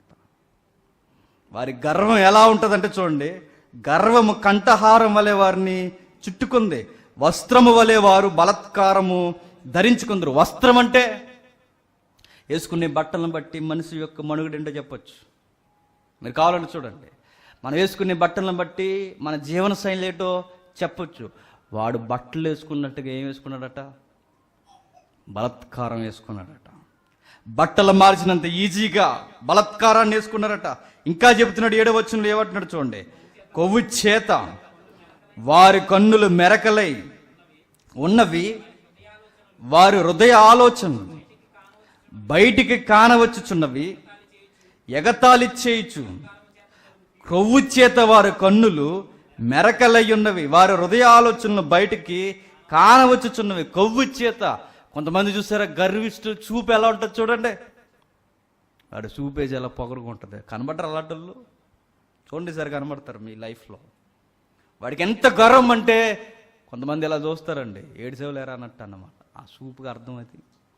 కొంతమంది ఏమన్నా చెప్తున్నప్పుడు పైనుంచి కిందకి ఇలా చూసారంటే దాని అర్థం ఏంటి? ఆపిక అని. గర్వం. ఆ చూపుల్లో వాళ్ళ గర్వం కనబడుతుంది, వారి మాటల్లో గర్వం కనబడుతుంది, వారి వస్త్రాలు కనబడినట్టుగా వారి బలత్కారము కనబడుతుంది. ఆసాపుకి ఇవన్నీ కనబడుతున్నాయట. ఏదో లోపల గర్వం పెట్టుకుని బయటికి మంచిగా ఉండే మనుషులు కూడా కాదు వాళ్ళు. వాళ్ళ లోపల ఎలా ఉన్నారో బయట అలానే చూపిస్తున్నారు. వాళ్ళ లోపల ఎలా ఉన్నారో బయట కూడా అదే గర్వాన్ని చూపిస్తున్నారు. వాళ్ళు బాగున్నారు, నేను బాగలేదు. వాళ్ళ లైఫ్ బాగుంది, నా లైఫ్ బాగలేదు. వారికి ఏ రోగాలు లేవు, నాకు రోగాలు ఉన్నాయి. వాళ్ళ ఆస్తులు సమృద్ధిగా ఉన్నాయి, నా ఆస్తి మాత్రం రోజు రోజుకి 0 లెవెల్కి పడిపోతుంది. నేను నమ్ముకున్నందుకు నాకేమీ కలిసి వచ్చింది. నిజంగా ఈరోజు క్రిస్టియన్ సొసైటీలో ఉన్న ఫిలాసఫీ ఏంటి చెప్పండి? దేవుణ్ణి నమ్ముకుంటే అన్నీ కలిసి రావాలి. ఈ కీర్తన అంటుంది రావు అంటుంది. దేవుణ్ణి నమ్ముకుంటే ఏమీ రావు, మరేమొస్తాయి? రోగాలు వస్తాయి, రోగాలు పోవు. దేవుణ్ణి నమ్ముకుంటే ఏమొస్తాయి? ఆస్తులు పోతాయి, కష్టాలు వస్తాయి, సుఖాలు రావు. దేవుణ్ణి నమ్ముకున్న వారికి ఏమొస్తాయి? ఏమేమి రాకూడదు, మాట్లాడుకోలేనివి కూడా వస్తాయి. అంటే కొన్ని రహస్యమైన రోగాలు కూడా నీకు రావచ్చు. ఏమొస్తాయి అంటే మీరు గుర్తుపెట్టుకోండి, క్రైస్తవులకి దేవుని దగ్గర నుంచి కొన్నిసార్లు సమాధానం లేనట్టుగా కూడా ఇది నిజ క్రైస్తవ్యం. అంటే మీకు ఏమొచ్చింది దేవుణ్ణి నమ్ముకుంటే? చెప్పండి, చెప్పండి ఏమొచ్చింది? మాకు ఇల్లు వచ్చింది, సాక్ష్యం ఇది. మీకేమొచ్చింది దేవుణ్ణి నమ్ముకుంటే? చెప్పండి, చెప్పండి ఏమొచ్చిందో. ఏం రాలేదు మీకు? దొంగ ముక్కలు ఎవరంటే మనమే. మీకేమొచ్చింది? ఇదిగో మాకు లోన్ వచ్చింది. మీకేమొచ్చింది? బంగారం వచ్చింది. మీకేమొచ్చింది? వజ్రం వచ్చింది. మీకేమొచ్చింది? రకరకాలు వచ్చాయి. మరి రోగం రాలేదంటే రాలేదు. అప్పుడు బైబిల్ అంటది అసలు విశ్వాసమేనా? దేవుణ్ణి నమ్ముకుంటే ఏమొస్తాయంటే ఏమీ రావట. ఆసాపుకి ఇది అర్థం చేసుకోవడానికి కష్టతరంగా, జీర్ణించుకోవడానికి కష్టంగా ఉన్నట్టున్నాడు. భక్తి వల్ల ఒరిగేది ఏముందని నాకు అనిపిస్తుంది. 30 సంవత్సరాల నుంచి, 40 సంవత్సరాల నుంచి, 50 సంవత్సరాల నుంచి నేను చూస్తున్నాను. ఆపేసే దీన్ని ఆసాపుని చూపించు. ఆసాపుని చూస్తున్నప్పుడు మనకు చాలా విచిత్రంగా ఉంటుంది. అరే, ప్రత్యేకింపబడిన ఉద్యోగస్తుడు గొప్ప గొప్ప గీతాలకి ప్రారంభికుడిలా కనబడుతున్నాడు. ఇంత గొప్ప వ్యక్తి ఇలాంటి బాధను వ్యక్తం చేస్తున్నాడు ఏంటంటే చాలా విచిత్రంగా ఉంటుంది. ఎందుకంటే ఈ కీర్తనలు చాలా కష్టతరంగా ఉంటే అర్థం చేసుకోవడం. 8 వారి యాటిట్యూడ్ అంతా చెబుతున్నాడు చూడండి. 8వ వచనం, ఎగతాళి చేయిచు బలత్కారము చేత జరుగు కీడును. కంటిన్యూ చదువుతాం. ఎగతాళి చేయిచు బలత్కారము చేయు కీడును గూర్చి వారు మాట్లాడుదురు, గర్వముగా మాట్లాడుదురు. ఏమని? ఎగతాళి చేయిచు బలత్కారము చేత జరుగు కీడును గూర్చి వారు మాట్లాడతారట. ఎలా మాట్లాడతారంటే, మొన్నే ఒకడినే చంపేశాం. ఇలా ఉండవు మాటలు. మీరు చూసారా రౌడీ సీటర్లు కానీ ఎవరైతే డెకాటీ చేసేవారు ఉన్నారో వాళ్ళ మాటలు ఎలా ఉంటాయి అనుకుంటున్నారు? మొన్నరే వాడిని వేసేస్తాం. మొన్నటికి ఏం చేసాం తెలుసా? ఏం చేశారు? కాలు తీసేసాం. మొన్న ఈయన ఏం చేసాం తెలుసా? వాడి చెవులు 2 పీకేసాం. ఈయన ఏం చేసాం తెలుసా? కన్ను పగల కొట్టేసాం. వాళ్ళ మాటలు ఎలా ఉంటాయట? ఎగతాలి. ఊరాడు చెయ్యరు కొట్టినప్పుడు ఉందో రే యాదవా సొట్ట చేసుకుని అన్న మాట్లాడుకుంటారట. వాళ్ళ మాటలు ఎలా ఉంటాయంటే మీరు చూడండి, ఎలా మాట్లాడుకుంటారంటే మీరు గుర్తుపెట్టుకోండి. ఎగతాలు వారు చేసిన పనులను బట్టి కీడు అనుభవించిన వాడిని ఏం చేస్తారట? పక్క పక్క పక్క పక్క నవ్వుకుంటారట. కీడును గూర్చి వాళ్ళు ఏం చేస్తారంటే మాట్లాడుకుంటారట. ఎలా మాట్లాడుకుంటారంటే వాళ్ళు చేసిన కీడును గూర్చి గర్వమ్మగా మొన్న ఆడనే చేసింది నేనే, నాతో పెట్టుకుంటే ఎలా ఉంటుందో తెలుసా? అలా ఉంటుంది అని చెప్పుకుంటారు. ఎవరినైనా వాడికి చూపించే రిఫరెన్స్ ఏంటో తెలుసా? అక్కడ లా అండ్ ఆర్డర్ బ్రేక్ చేసి వాడిని చంపేయడానికి కారకులు ఎవరో తెలుసా? రే అబ్బాయి గొడవ దిగుతున్నావు, వాడిని వేసింది చెప్పు మేమే. ఇలాంటి గర్వపు ప్రజానికం లేదా? వాళ్ళు ఎలా ఉంటారు చెప్పనా? BMW ఆడి కారులో తిరుగుతారు. ఎవరు? చంపేసిన వాళ్ళు. మనం ఎందులో తిరుగుతాం చెప్పండి? ఆటో. మందేటి చెప్పండి? బైకు. సైకిల్. ఇంకా అది గొడవ లేకపోతే, అది లేకపోతే నడిచి వెళ్ళిపోతాం సీరియస్గా. ఇటు దేవుని కొరకు బ్రతుకుతున్న వాడికి మాత్రం ఎలా ఉంది, వాడికి మాత్రం ఎలా ఉంది చూసారు? చంపేసిన లైఫ్ బాగుంది, మర్డర్లు చేసిన జీవితం బాగుంది. వ్యభిచార కోపం సొసైటీగా నడిపేస్తున్న వారి జీవితాలు బాగుంది. హాలీవుడ్లో దొరుకుతున్నారు ఎవరు? ఇప్పుడు హీరోలు దొరుకుతున్నారు. ఏమి నడిపిస్తున్నారంట? వాళ్ళు డ్రగ్ మాఫియా అన్నారు. వారి లైఫ్ ఎలా ఉంది? వాళ్ళ సెలబ్రిటీలు. మరలా వాళ్ళు ఎలా ఉన్నారు? సొసైటీలో వారు పేరెనిక కలిగిన వ్యక్తులు. జీవితాల్లో వారు ఏం చేస్తున్నారు? మాదక ద్రవ్యాల వ్యాపారాలు చేస్తున్నారు. వాళ్ళ జీవితాలు బాగున్నాయి, మన జీవితాలు చూసారు ఎలా ఉందో? ఇంకా ఆదివారం ఆరాధనకు అనవసరం అన్నట్టు ఉంది మనకి. వాళ్ళ జీవితాలు బాగుంటాయి అనిపిస్తుంది మనకి. ఆశాపద అంటున్నాడు ఏమన్నా చూడండి. ఆకాశము తొట్టు వారి ముఖం ఎత్తెదురు, వారి నాలుక భూ సంచారము చేయను. ఆకాశము తొట్టు వాళ్ళు ఎలా నడుస్తారట? ఇవన్నీ నేను ఎందుకు వివరిస్తున్నానంటే 17వ వచనం వరకు ఇతని బాధ ఏంటో మనకు తెలియకపోతే జవాబు మనకి అర్థం కాదు. ఏమని మాట్లాడుతున్నాడు? ఆకాశము తొట్టు వాళ్ళు ఎలా ఎత్తుతారట? వాళ్ళ గర్వంగా. అదట రాజరికం అంటారట. కానీ దేవుడు అన్నాడు గర్వం. రాజరికం అంటే ఏంటి చెప్పండి? లుక్ అంటే ఏంటి చెప్పండి? ఇలా ఎదరకు దన్నేసి చెప్పండి ఏంటవి? నడుం కదా ఎదరకు వచ్చేసి మళ్ళీ దాన్ని రొమ్మిడుసుకుని నడుతున్నాడు. రొమ్మిరుసుకుని నడవడం ముఖం ఇలా వెళ్ళిపోయి సీరియస్గా కింద ఎవరిని చూడడం అన్నమాట. ఇలా సీరియస్గా అలా చూసుకుంటూ వెళ్ళిపోయి అడగ వయసు అయిపోతే అద్దాలు పెట్టుకుంటే ఇలా కింద చూసి తల కూడా దించుకుంటా. మెడనొప్పి కదా, గర్వం. చూసారా అలాంటి కోటీశ్వరులు? చూసారా? ఎవడైనా మాట్లాడుతున్నప్పుడు పెద్దగా అడవి కూడా చూడరు, ఒక లుక్ ఇలా వేస్తారా, ఏడిసేవే అన్నట్టు అన్నమాట. పట్టించుకోరు, అది గర్వం. ఆసాపు ఇవన్నీ చూస్తున్నాడట.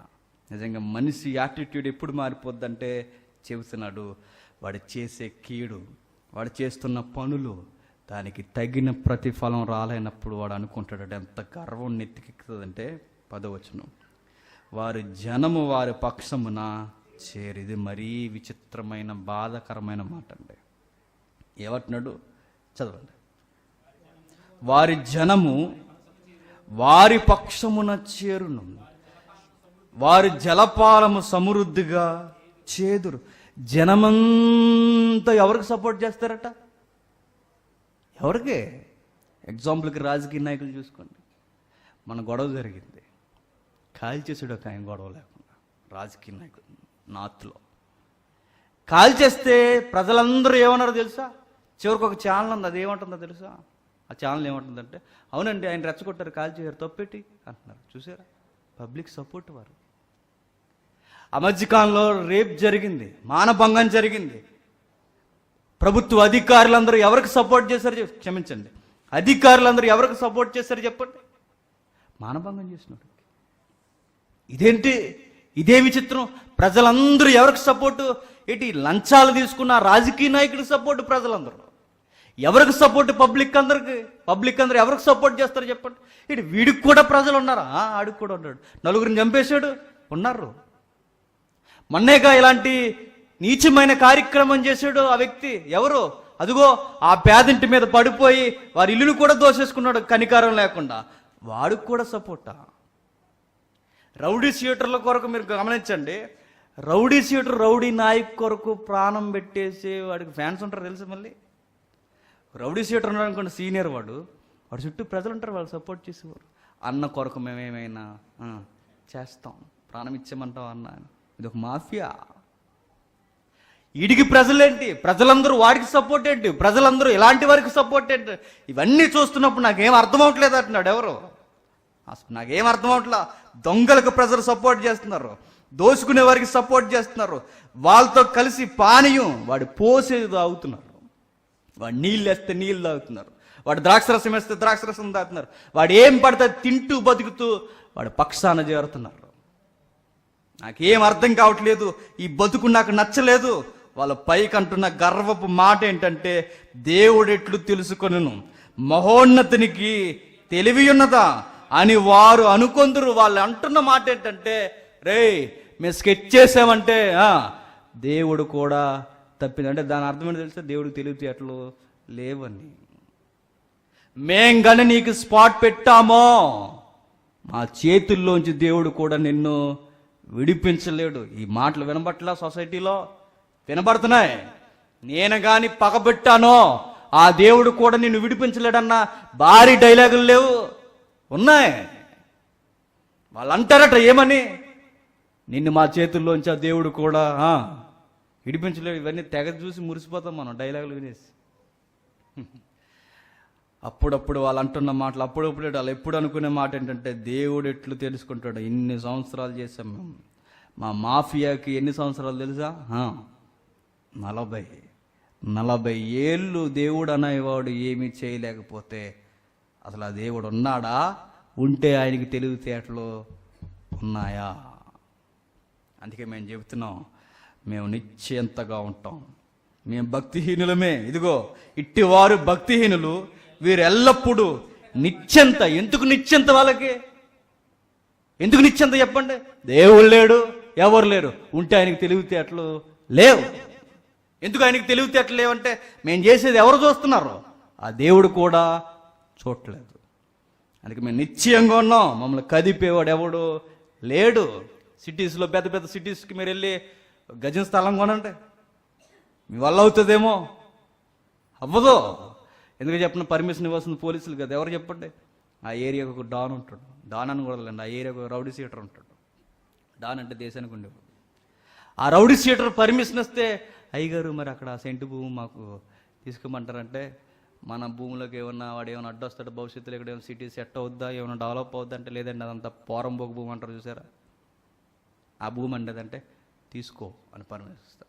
లేదనుకోండి, దాని మీద ఇంకొకటి కన్నేసాడు అనుకోండి, ఆ దానికి మళ్ళీ టెంట్ వేసి అక్కడే దానికి ఒక రాటేసి, ఒక అబ్బాయి ఖాళీ చేసే, సార్ మొన్నే సార్ 2 లక్షలు పెట్టుకొని ఖాళీ చేయి, బతుకుంటే కదా నీకు భూమి కావాలి, బతుకు లేకపోతే అప్పుడు అనుకుంటాడు, బతుకుంటే బొలిసాగుతుంది భూమి ఎందుకని వెళ్ళిపోతాడు. ఎదుటి ఆడి ముందు ఎదుటి తుపాకీ పేల్చడం, ఇవన్నీ సీన్లు మనం చూసాంగా. అయ్యగా తీస్తున్నారు, తీసేవారు, అది అప్పుడు చూసాంగా. తుపాకీ పేల్చడం, ఎవడో ఒకని ఆడిని భయపడడానికి ఈయన్ని కొట్టడం, ఇవన్నీ చూస్తుంటే మనకి ఏమర్థం? అయ్యగారు వెళ్ళిపోతాం, భూమి తీసేసుకోండి, ఆ పక్కన బోర్డు తీసేసుకోండి, అన్నీ తీసేసుకోండి, మాకేమీ వద్దు. వాళ్ళు అంటున్నారు చూడండి, ఇదిగో ఇట్టివారు భక్తిహీనులు, వీరెల్లప్పుడూ నిశ్చింత గలవారై ధనవృద్ధి చేసుకొందురు. నా హృదయం, ఇప్పుడు ఆసాపు అంటున్నాడు, నా హృదయమును నేను శుద్ధి చేసుకుని ఇండుట వ్యర్థం, నా చేతులు కడుక్కొని నిర్మలుడై ఉండుట వ్యర్థమే, దినమంతయు నాకు బాధ కలుగుచున్నది, నా ప్రతి ఉదయము నాకు శిక్ష వస్తున్నది. ఏమంటున్నాడు చూడండి, ఆసాపు ఎంత బాధపడిపోతున్నాడు చూడండి. ఏమంటున్నాడు మళ్ళీ చదువుతాడు ఒకసారి.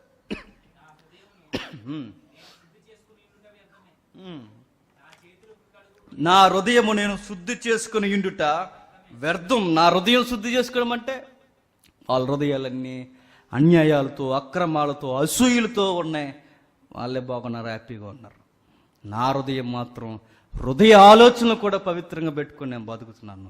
నా లైఫ్ మాత్రం బాగాలేదు. ఇప్పుడు నాకు అనిపిస్తుంది ఈ భక్తి వేస్ట్, వ్యర్థం. ఈ భక్తి నాకు ఏమీ ఉపయోగం లేదు. ఈ సొసైటీలో బతికించలేని భక్తి నాకు అవసరమా అంటున్నాడు. నా చేతులు కడుక్కొని నిర్మలుడై ఉండుట వ్యర్థం. చేతులు కడుక్కోవడం అంటే ఏ పనికి మన విషయంలో చేతులు పెట్టకుండా నిజాయితీగా బతకడం.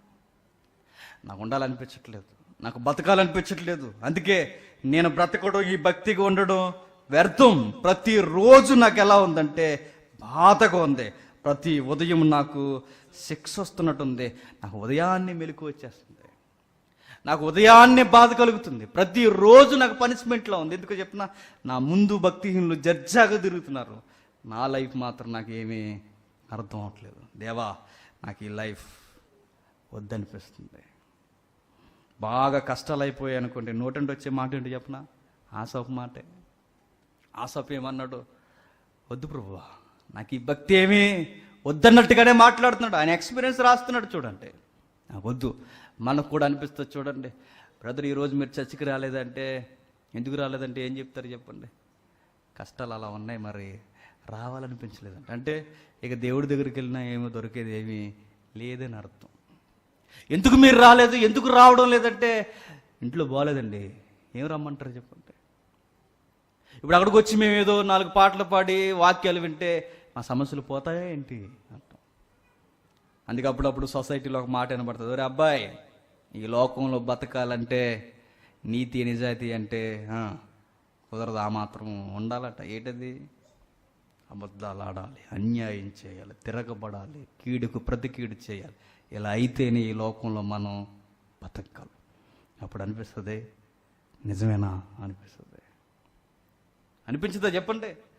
మనకి ఇంత అన్యాయం జరుగుతున్నప్పుడు బయట నుంచి, మన ఇంట్లో నుంచి, ఎక్కడో దిక్కు నుంచి మనకు వినబడతాయి, మన స్నేహితుల నుంచో ఏదోలో మనకు వినబడతాయి. ఎప్పుడు నీతి, బైబుల్, దేవుడు విశ్వాసం, అబద్ధాలు ఆడకూడదు, ఇలా నువ్వు ఇలా మడిమేసి కూర్చుంటే బతకాలనుకుంటున్నావా? బతకనిస్తారనుకుంటావు ఈ సొసైటీ.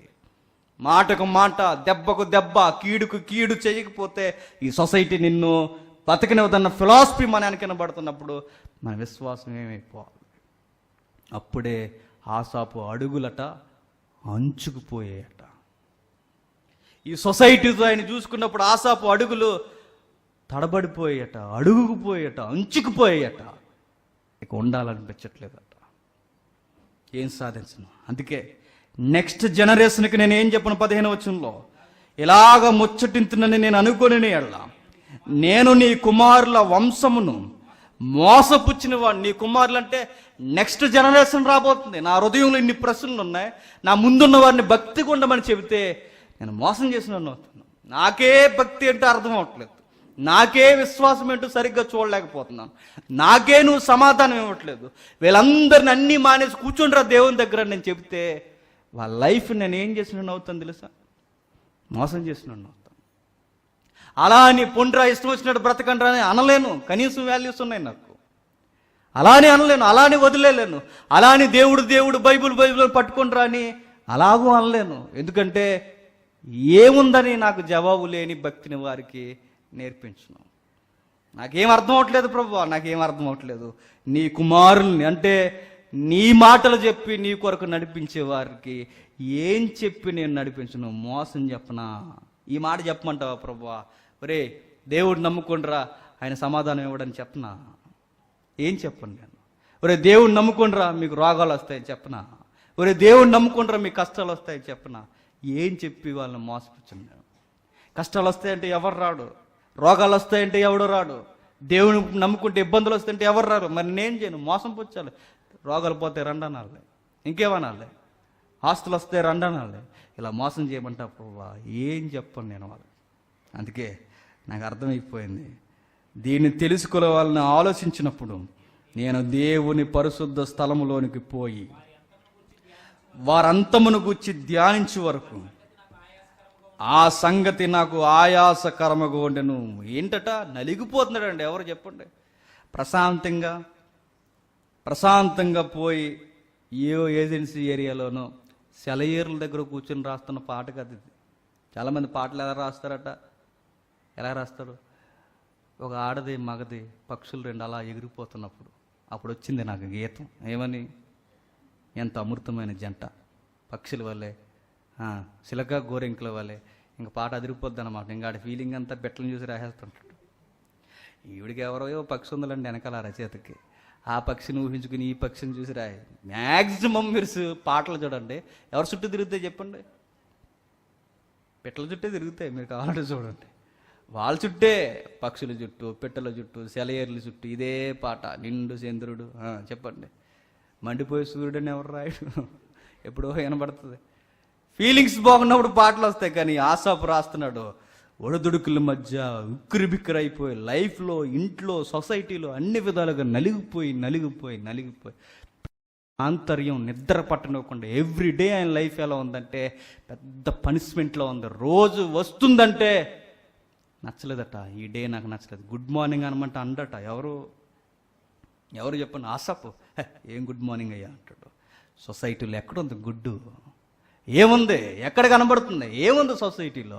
మంచి అన్నది లేనప్పుడు ఎలా? నాకు నచ్చలా ఈ లైఫ్ అన్నాడు. అలాంటప్పుడు ఏమని బోధించును, ఏమని నమ్మించును, ఏమని మాట్లాడను? అలా అని వీరిని గాలికి నేను వదిలేను. ఈ ఆంతర్యంలో ఉన్న ప్రశ్న నాకు నిద్ర రాకుండా చేస్తుంది కనుక ఈసారి నేను దేవాలయానికి పోయినప్పుడు పాటలు పాడడానికి పోను. మరి ఉందక్కడ వారి అంతం ఎలా ఉంటుందో ధ్యానించడానికి దేవుని సన్నిధికి వెళతా. నాకు ఆన్సర్ కావాలి. ఏదో 4 పాటలు పాడేసి నేను కూడా ఆరాధన చేసేసి నన్ను రానిక. ఈసారి నేను పోయేది పాట పాడడానికి కాదు, మందిరానికి. మరి నాకు ప్రశ్నలకు సమాధానం కావాలి. ధ్యానిస్తాను అంటున్నాడు. నేను దేవుని పరిశుద్ధ స్థలంలోనికి పోయి వారి అంతమును గూర్చి ధ్యానించే వరకు ఆ సంగతి నాకు ఆయాసకరముగా ఉన్నది. ఆయాసకరంగా అంటే అస్సలు ఆయన కంఫర్ట్గా ఉండలేకపోతున్నాడట. మీరు చూడండి, కావాలంటే మనలకి అన్యాయం చేసిన వారు, మన మీద లేనిపోని కష్టాలు కలగజేసిన వాడు జడ్జిగాడు ఎమ్మెల్యే అయిపోయాడు అనుకోండి, మనకి ఎలా ఉంటుంది? నిద్ర రాదండి మనకి. సొసైటీలో దేవుని కొరకు బ్రతికిన వాడికి కంపారిజన్ ఎలా ఉంటుంది తెలుసా? ఈసారి ఎలక్షన్కి బ్రదర్ సోమరాజు గారు మీకు ఎమ్మెల్యే సీట్ ఇస్తున్నాం అనగానే దేవుడు ఎంత కరుణించాడు అనుకుంటాడా? నాకు వద్దు అనుకుంటాడా? చెప్పు. ఏం అర్థమవుతుంది ఈ సొసైటీలో? సోమరాజు గారిని అలా అనుకుంటా పక్కకి వెళ్ళి ఇంకొక ఆయనకి ఎమ్మెల్యే, సోమరాజు గారికి విరోధంగా ఉన్న వారికి ఎమ్మెల్యే సీట్ వచ్చిందంటే ఇంక నీకు నిద్ర వస్తుందా? వీడు ఎమ్మెల్యే ఇప్పటికే నన్ను పడుకోనివ్వలేదు, ఇప్పుడు వాడు ఎమ్మెల్యే అయ్యాడంటే నా సిమెంట్ రోడ్డు మీద కూడా వాడు నన్ను నడవనివాడు. చూసారు కొన్ని ఏరియాలో సిమెంట్ రోడ్లు వేసినప్పుడు అక్కడ వరకు వేస్తారు, అక్కడి నుంచి వేయరు. ఆయన ఎమ్మెల్యే గారికి నచ్చడట. ఇక్కడ ఎందుకు రోడ్డు పడలేదు, అక్కడ ఎందుకు రోడ్డు పడలేదు అంటే పంచాయతీ వాళ్ళకి గొడవలు ఉన్నాయట. అధికారం ఉంటే మనుషుల్ని కబడ్డీ ఆడేస్తారు. అప్పుడు అంటున్నాడు, అందుకే ఈ సొసైటీ ఏం జరుగుతుందో నాకు కనబడాలి, ఏమవుతుందో నాకు తెలియాలి, వారి అంతం ఎలా ఉంటుందో, భక్తిహీనుల అంతం ఎలా ఉంటుందో నాకు తెలియాలి, భక్తుడిగా నా అంతం ఎలా ఉందో నాకు తెలుసు, వాళ్ళ అంతం ఎలా ఉంటుందో నేను చూడాలి. 1 నుండి 17 వరకు ఉన్న వచనాలు ఏంటో చెప్పనా? ఆసాపు యొక్క ప్రశ్నలు. 1వ వచనం నుంచి 17వ వచనం వరకు ఉన్నది ఏంటంటే ఆసాపు యొక్క ఆందోళన, ఆయన ఆంతర్యంలో ఉన్న ఆవేదన, ఆయాసం 17 వరకు మనకు కనబడుతుంది. 18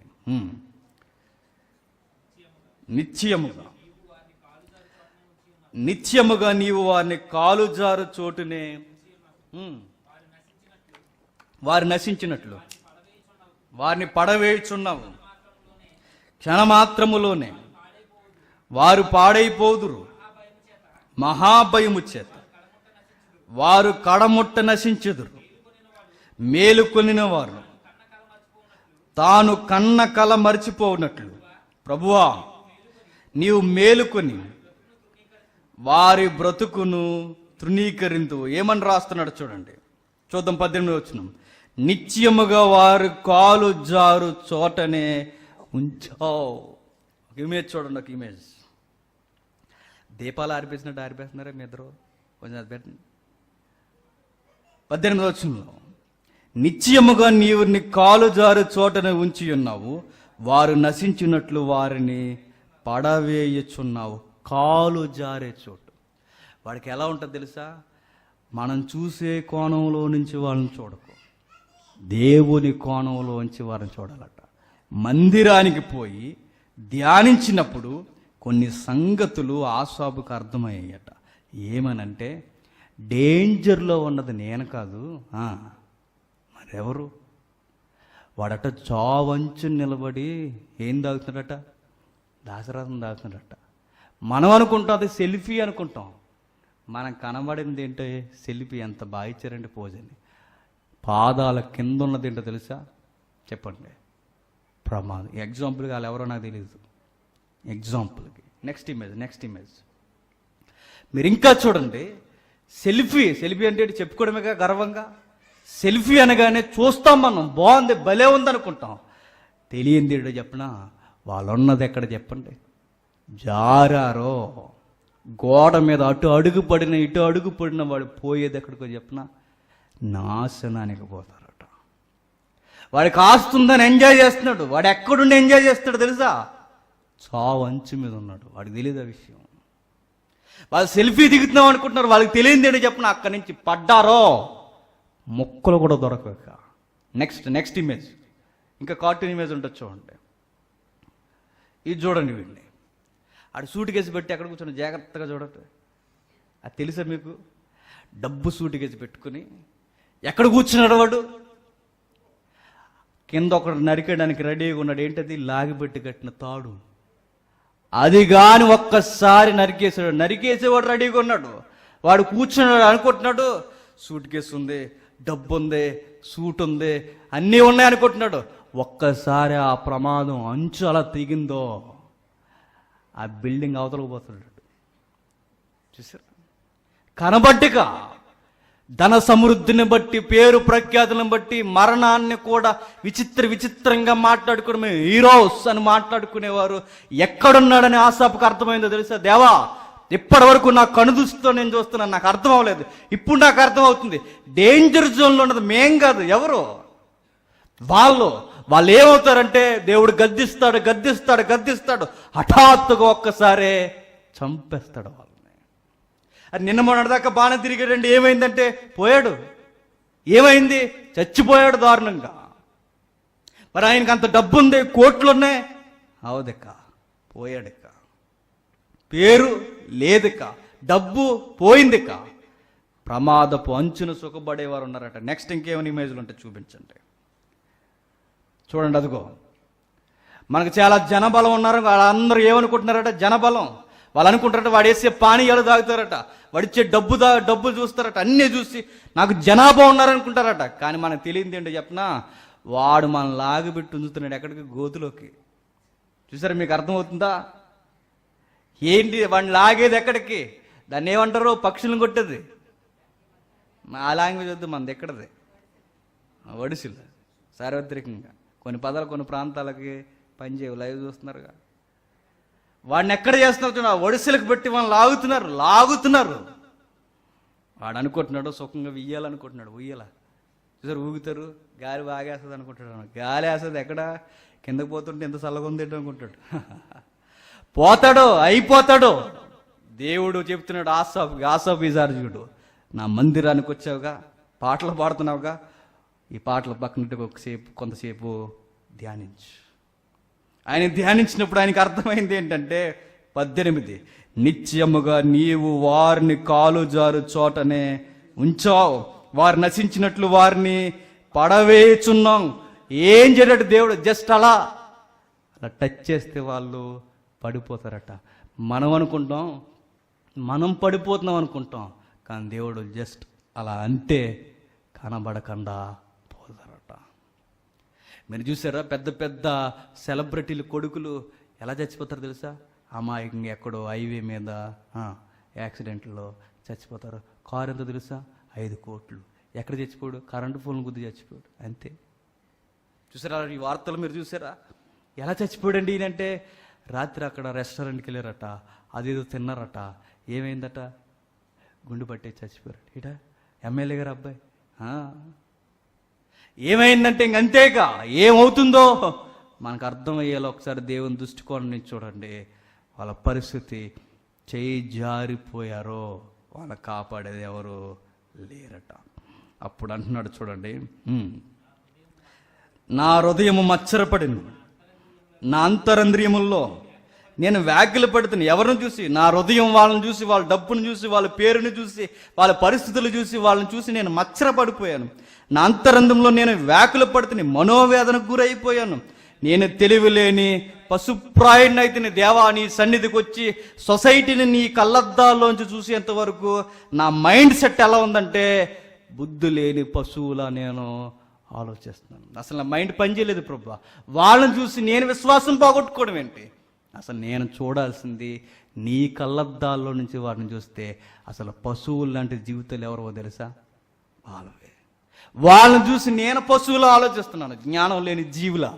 నా జ్ఞానం నీ పరిశుద్ధ స్థలంలో ఏమిటి సొసైటీ అని చూస్తే నాకు అర్థమవుతుంది. పశువులా నేను ఆలోచించానే, నా ప్రశ్నలన్నీ గాలి ప్రశ్నలని నాకు అర్థమయ్యాయి ప్రభు. ఇంకా అంటున్నట్టు, నేను తెలివిలేని పశుప్రాయుడినైతిని, నీ సన్నిధిని మృగం వంటి వాడినైతిని, అయినను నేను ఎల్లప్పుడూ నీ యొద్దను. ఎంత బాగుందో చూడండి ఈ మాట. వాళ్ళు ఎలా అన్నారు చూడండి, 18వ వచనంలో, నిశ్చయముగా నీవు వారిని కాలు జారు చోటనే ఉంచావు. 23లో నేను ఎల్లప్పుడూ నీ యొద్దే ఉన్నాను. వాళ్ళ లైఫ్ ఎక్కడుందో తెలుసా? డేంజర్ జోన్లో ఉంది. నేను ఎక్కడున్నాను తెలుసా? నీ దగ్గర ఉన్నాను. విశ్వాసికి అవిశ్వాసికి తేడా ఏంటంటే, వాళ్ళ లోకంలో బాగుంటారు, వాళ్ళ జీవితాలు ఎక్కడున్నాయో తెలుసా? ప్రమాదపు అంచునున్నాయి. విశ్వాసం ఎక్కడున్నాడో తెలుసా? దేవుని అదృశ్య హస్తంలో ఉన్నాడు. ఆసాబుకి బాగా అర్థమవుతుంది, దేవా నేను నీ దగ్గర ఉన్నాను. వాళ్ళేం జీవితం ప్రభు, బతుకుతారు, చస్తారు, చచ్చిపోయిన తర్వాత మరలా నరకానికి చేరిపోతారు. నా లైఫ్ ఏంటో నాకు అర్థమవుతుంది. ఎంత బాగుంటున్నాడు చూడండి. నా కుడి చేయి నువ్వు పట్టుకొని ఉన్నావు, నీ ఆలోచన చేత నన్ను నడిపించదువు, తర్వాత మహిమలో నీవు నన్ను చేర్చుకుందువు. ఎంత బాగుందో చూడండి.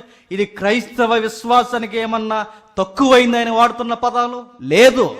ఒక విశ్వాస జీవితం వచనాల్లో చెప్తున్నాడు చూడండి. నేను ఎల్లప్పుడూ నేను నమ్ముకొని ఉన్నాను, నీవు నా చేయి పట్టుకున్నావు, ఎలా నడవాలో ఆలోచన చెప్పి నన్ను నడిపిస్తున్నావు. నా లైఫ్ ముగింపు ఏంటో తెలుసా? అక్కడితో నన్ను వదిలేవు, నీ నిత్యత్వానికి నన్ను తీసుకెళ్ళిపోతావు. ఇదే సీన్లోనికి భక్తిహీనులను తీసుకురండి. దేవుడు వారిని ఎల్లప్పుడూ ఆయన దగ్గర ఉంచుకోలేదు. ఈ జోన్లోకి వారిని తీసుకురండి. వాళ్ళు దేవుని దగ్గర లేరు, వారికి దేవుని సహాయం లేదు, వారికి దేవుడు ఆలోచన లేవు, తర్వాత వారు మహిమలోనికి వెళ్ళరు. మరి ఎక్కడికి వెళ్తారు? నరకానికి పోతారు. అదేం బతుకండి? ఒకసారి మీరు ఆలోచించండి. భక్తులుగా జీవితంలో దేవుడు లేడు, వారి సంపాదనలో దేవుడు లేడు, చచ్చిన తర్వాత కూడా దేవుడు లేడు. విశ్వాస జీవితంలో భూమి మీద దేవుడు ఉన్నాడు, చనిపోయిన తర్వాత కూడా దేవుడు ఉన్నాడు. ఏ జీవితం బాగుంది? ఏది దరిద్రపు జీవితం, ఏది మహిమ జీవితం? ఏమున్నా లేకపోయినా కీర్తనకారుడు అన్నాడు, నువ్వుంటే నాకు చాలు. వాళ్ళకి ఆస్తులు ఉన్నాయి, నాకు నువ్వు. దేవా వాళ్ళకి పేరు ప్రఖ్యాతులు ఉన్నాయి, దేవా ఆకాశం ముందు నువ్వు నాకు ఉన్నావు. మంచి మాట అన్నాడు, నీవు నాకుండగా లోకములోనిది ఏది నాకు అక్కర్లేదు, ఏది నాకు అక్కర్లేదు. ఈ మాట చదువుకోవడానికి బాగుంది. ఇది మన లైఫ్కి అప్లై చేసుకోగలమని చెప్పండి. మనం ఇంట్లోకి వెళ్ళి బీరువా ఓపెన్ చేసి బంగారం మీద చెయ్యాల గట్టి ఈ డైలాగ్ చెప్పండి ఇప్పుడు. నీవు నాకుండగా ఇది ఏది నాకు అక్కర్లేదు అనగలమా? తూచి ఇది లేదు ఇక్కడ అంటాం మనం.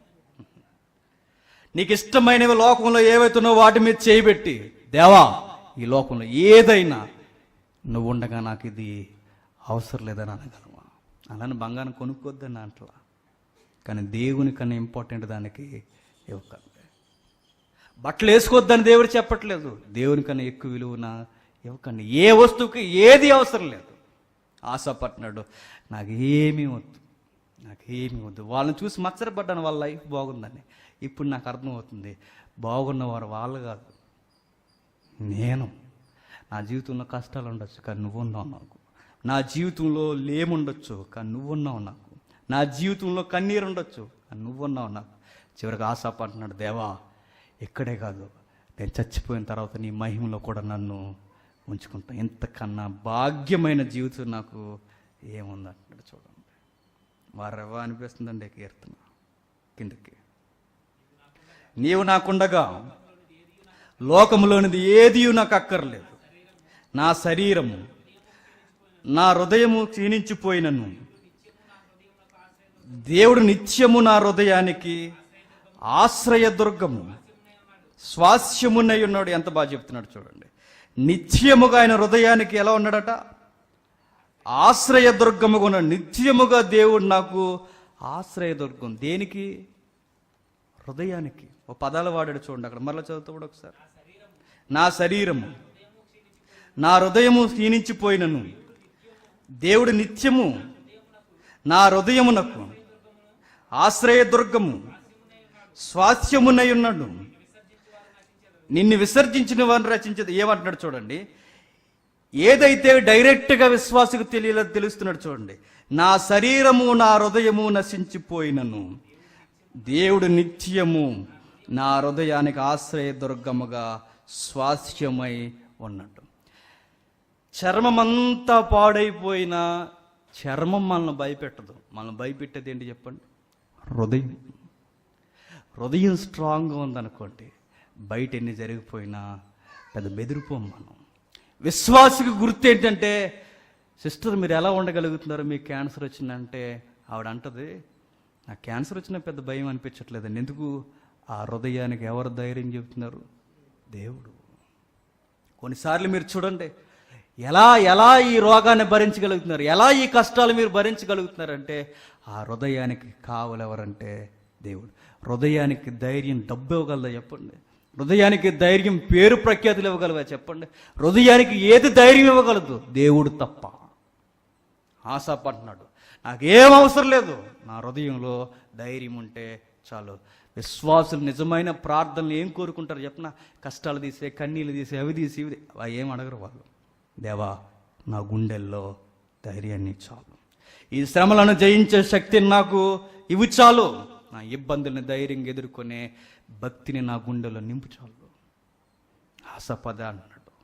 ఏం జరిగిపోయినా, చివరికి నా శరీరమే నశించిపోయినా, ఏమైపోయినా నా స్వాస్యము నువ్వే, నా హృదయాన్ని కాపాడేది నువ్వే. నువ్వెక్కడున్నావు తెలుసా? ఆకాశం మందు ఉన్నావు. వీళ్ళ హృదయాలు ఎక్కడున్నాయో తెలుసా? ఆకాశం వైపు చూసిన గర్వం మీద ఉన్నాయి. నా కన్నులు ఎక్కడ చూస్తున్నాయి తెలుసా? నీ వైపు చూస్తున్నాయి. వాళ్ళ గర్వంతో పైకి చూస్తే, ఈసారి నేను విశ్వాసంతో నీ వైపు చూస్తాను. ఎంత బాగుందండి కీర్తన. నెక్స్ట్ అంటున్నాడు, ముగించుకుని, నిన్ను విసర్జించిన వారు నశించెదరు, నిన్ను విడిచి వ్యభిచరించిన వారందరిని నీవు సంహరించదువు. వ్యభిచరించిన వారంటే అన్ని విధాలుగా వ్యభిచరించారు. విగ్రహాలతో వ్యభిచరించారు, అన్యరాజులతో వ్యభిచరించారు, వ్యక్తులతో వ్యభిచరించారు. నిన్ను వ్యభిచరించి వ్యభిచారంలో సుఖముందా అనుకున్న వారందరూ చస్తారు ప్రభువా. కానీ నాకున్న సంతోషం వల్ల ఒకే ఒక్కటి, విగ్రహాల దగ్గర కానీ, అన్యరాజుల దగ్గర కానీ, ఇంకా వ్యక్తుల దగ్గర కానీ నేను సుఖాన్ని కోరుకోలేదు. నాకు దొరికేదల్లా ఒకే ఒక్కటి, నీ దగ్గరే నాకు మిక్కిలి సంతోషం. నాకైతే దేవుని పొందు ధన్యకరము నీ సర్వకార్యములను నేను తెలియచేయనట్లు నేను ప్రభు అయిన యెహోవా శరణజొచ్చి ఉన్నాను. ఏమంటున్నాడు చూడండి, నాకైతే దేవుని పొందు ధన్యకరం. ఆశాపు నీకు ఏమన్నా డిసీజ్ వచ్చిందా? నో ప్రాబ్లం, ఐఎమ్ ఫైన్ అంటాడట. నాకేమైనా పర్లే, రోగం వచ్చినా నేను బాగానే ఉన్నా. నీకు అందరిలా నీ లైఫ్ ఉండలేదు ఆశాపు అంటే, పర్లేదు బాగానే ఉన్నాను అంటాడట. నీ జీవితం చింతరవంతర అయిపోయేలా ఉంది ఆసాపు. నీ పరిస్థితి ఏంటి? రోజు రోజుకి ఇలా దిగజారిపోతుంది. గర్విష్ఠులే నేను అణిచేయాలని చూస్తున్నారు. నీ పరిస్థితి ఏంటంటే నో ప్రాబ్లం, ఐఎమ్ ఫైన్ అంటాడు. బాగున్నా, నేను బాగానే ఉన్నా. ఏముంది నీ జీవితంలో నువ్వు ఎంజాయ్ చేయడానికంటే? ఒక మాట అన్నాడు చూడండి, నీ సర్వ కార్యములను నేను తెలియజేయనట్లు. మరి ఏంటి నీకు సంతోషం అంటే? ఏమి లేదు. ఆయన చేసిన కార్యాలను సువార్తగా అలా చెప్పుకుంటూ బతికేస్తూ నా లైఫ్ అలా ముగించేస్తాను. ఇది చాలు నాకు అన్నాడట. నాకు పెద్దగా ఏం అవసరం లేదు. ఆయన చేసిన కార్యాలు, సువార్త కార్యాలు, ఆయన కుమారుడు చేసిన గొప్ప ఘన కార్యాలు గురించి నేను చెప్పుకుంటూ బతికేసి చచ్చిపోతాను. ఎంతకన్నా ధన్యకరమైన జీవితం నాకు లేదు. ధన్యత డబ్బు పెరిగితే లేదు, ధన్యత పేరు పెరిగితే లేదు, ధన్యత ఏ ఆటల్లో లేదు. ధన్యత ఎక్కడుందంటే ఆయన గూర్చి చెప్పుకుంటూ తిరగడంలో ధన్యత ఉంది. ఎందుకురా బైబిల్ భుజాల మీద వేసి తిరుగుతారంటే ధన్యత. వీడికి పిచ్చి మనం. ఆడికి ఎలా కనపడతాం చెప్పండి? ఎర్రోళ్ళగా కనబడతాం. నిజానికి మనం ఎర్రివారికి ఎవరు కనబడతారో తెలుసా? మనకి లోకంలో సెలబ్రిటీలు, రాజకీయ నాయకులు, రంగులు పొంగుల మధ్య తిరుగుతున్న వారందరూ మనకి ఎలా కనబడతారో తెలుసా? చావు అంచునున్నారా మీరని మనకు కనబడుతుంది. వారి దృష్టికి మనం ఎర్రివారు, మన దృష్టికి వారు ఎర్రివారు. ఇది కానీ మనకు కనబడలేదనుకోండి. పాస్టర్ గారు అన్నారట, జూనియర్ పాస్టర్ గారిని, ఏమన్నా తెలుసా? ఎన్ని సంవత్సరాలు సేవకు వచ్చి అన్నాడట. ఒక 5 years అవుతుంది సార్ అన్నారు. సొంతంగా చర్చ్ ఉందా అని అడిగాడట. లేదు సార్, ఏదో సార్వత్రికంగా సంఘం నడుస్తుందంటే జూనియర్ పాస్టర్ గారిని సీనియర్ అన్నాడట. ఇలా అయితే కష్టం నువ్వు బతకడం అన్నాడట. ఇలా అయితే కష్టం నువ్వు బతకడం, నీకంటూ ఇప్పటికీ నువ్వు ఒక కనీసం వెనక్కి పోగేసుకోకపోతే ఆడపిల్లలు ఉన్నారు, ఏంటి నీ పరిస్థితి అన్నారట. నువ్వు ఇలా నిజాయితీగా సేవ చేస్తాంటే బతకడం బైబిల్ పట్టుకుని కష్టం అన్నారట. ఇవి ఎలా ఉంటాయి చెప్పని? ఈ డైలాగులన్నీ మన విశ్వాసాన్ని చెడగొట్టేలా ఉంటాయి. విశ్వాసం ఎప్పుడు ఎలా ఉండాలంటే, చట్టం ఉన్న చోట చట్ట ప్రకారం, హబక్కూకు ఒకసారి చదివాం మనం, చట్ట ప్రకారం నడవకపోయినా, న్యాయం ఉండాల్సిన ద్వారా అన్యాయం జరిగిన అధికారులు మన మీదకి లేచిపోయినా, మనకి ఎక్కడ న్యాయం జరగకపోయినా, మనల్నే రోగాలు బెడద మన మీద పడిపోయినా, ఎన్ని జరిగిపోయినా, మన జీవితంలో ఏమైపోయినా నీతిమంతుడి విశ్వాసం వలన జీవించు అంతే. వాడికి ఏమీ అవసరం లేదు. ఆయన పైన ఉన్నాడు, నేను కింద ఉన్నాను. నా లైఫ్లో నా హృదయంతో ఆయన ఉంటే నాకు చాలు. నా లైఫ్ ఏమైపోయినా పర్లేదు, బతుకున్నంతకాలం ఆయన కొరకు అలా చెప్పుకుంటూ బతికేసి చచ్చిపోతాం. ఈ లైఫ్కి ఇంతకు మించిన ధన్యత లేదు. ఇప్పుడు నేను అంటున్నాను, ఈ కీర్తన ఆశాపు హృదయాన్ని కాదు బయటెడతా, మరి మన హృదయాలు కూడా బయట పెట్టింది. మీ హృదయ స్పందన ఏంటి? లోకాన్ని చూసి వాతలు వేసుకుంటున్నారా? వాళ్ళకలా మీరు లేరని. వాళ్ళు ఫ్రిడ్జ్ కొనుక్కున్నారు, మాకు లేదు. వాళ్ళకి వాషింగ్ మిషన్ ఉంది, మాకు లేదు. ఇంకా చెప్పండి, వాళ్ళు 4 సెంట్లు కొన్నారు, మాకు 1 సెంటు గజం భూమి కూడా లేదు. ఇలాంటివి ఏమైనా ఆలోచించుకుంటున్నారా? ఇవేమీ మీకు అవసరం లేదు. నిజమైన దేవుడిని మీరు నమ్మారు. ఇంతకు మించిన గొప్ప భాగ్యం ఇంకేమీ లేదు. వాళ్ళు బాగున్నారు అనుకోకండి, ఒక్కసారి వాళ్ళ చరిత్ర అలా ముగిసిపోతుంది. కానీ నువ్వు మాత్రం ముగియవు. ఎందుకో చెప్పనా?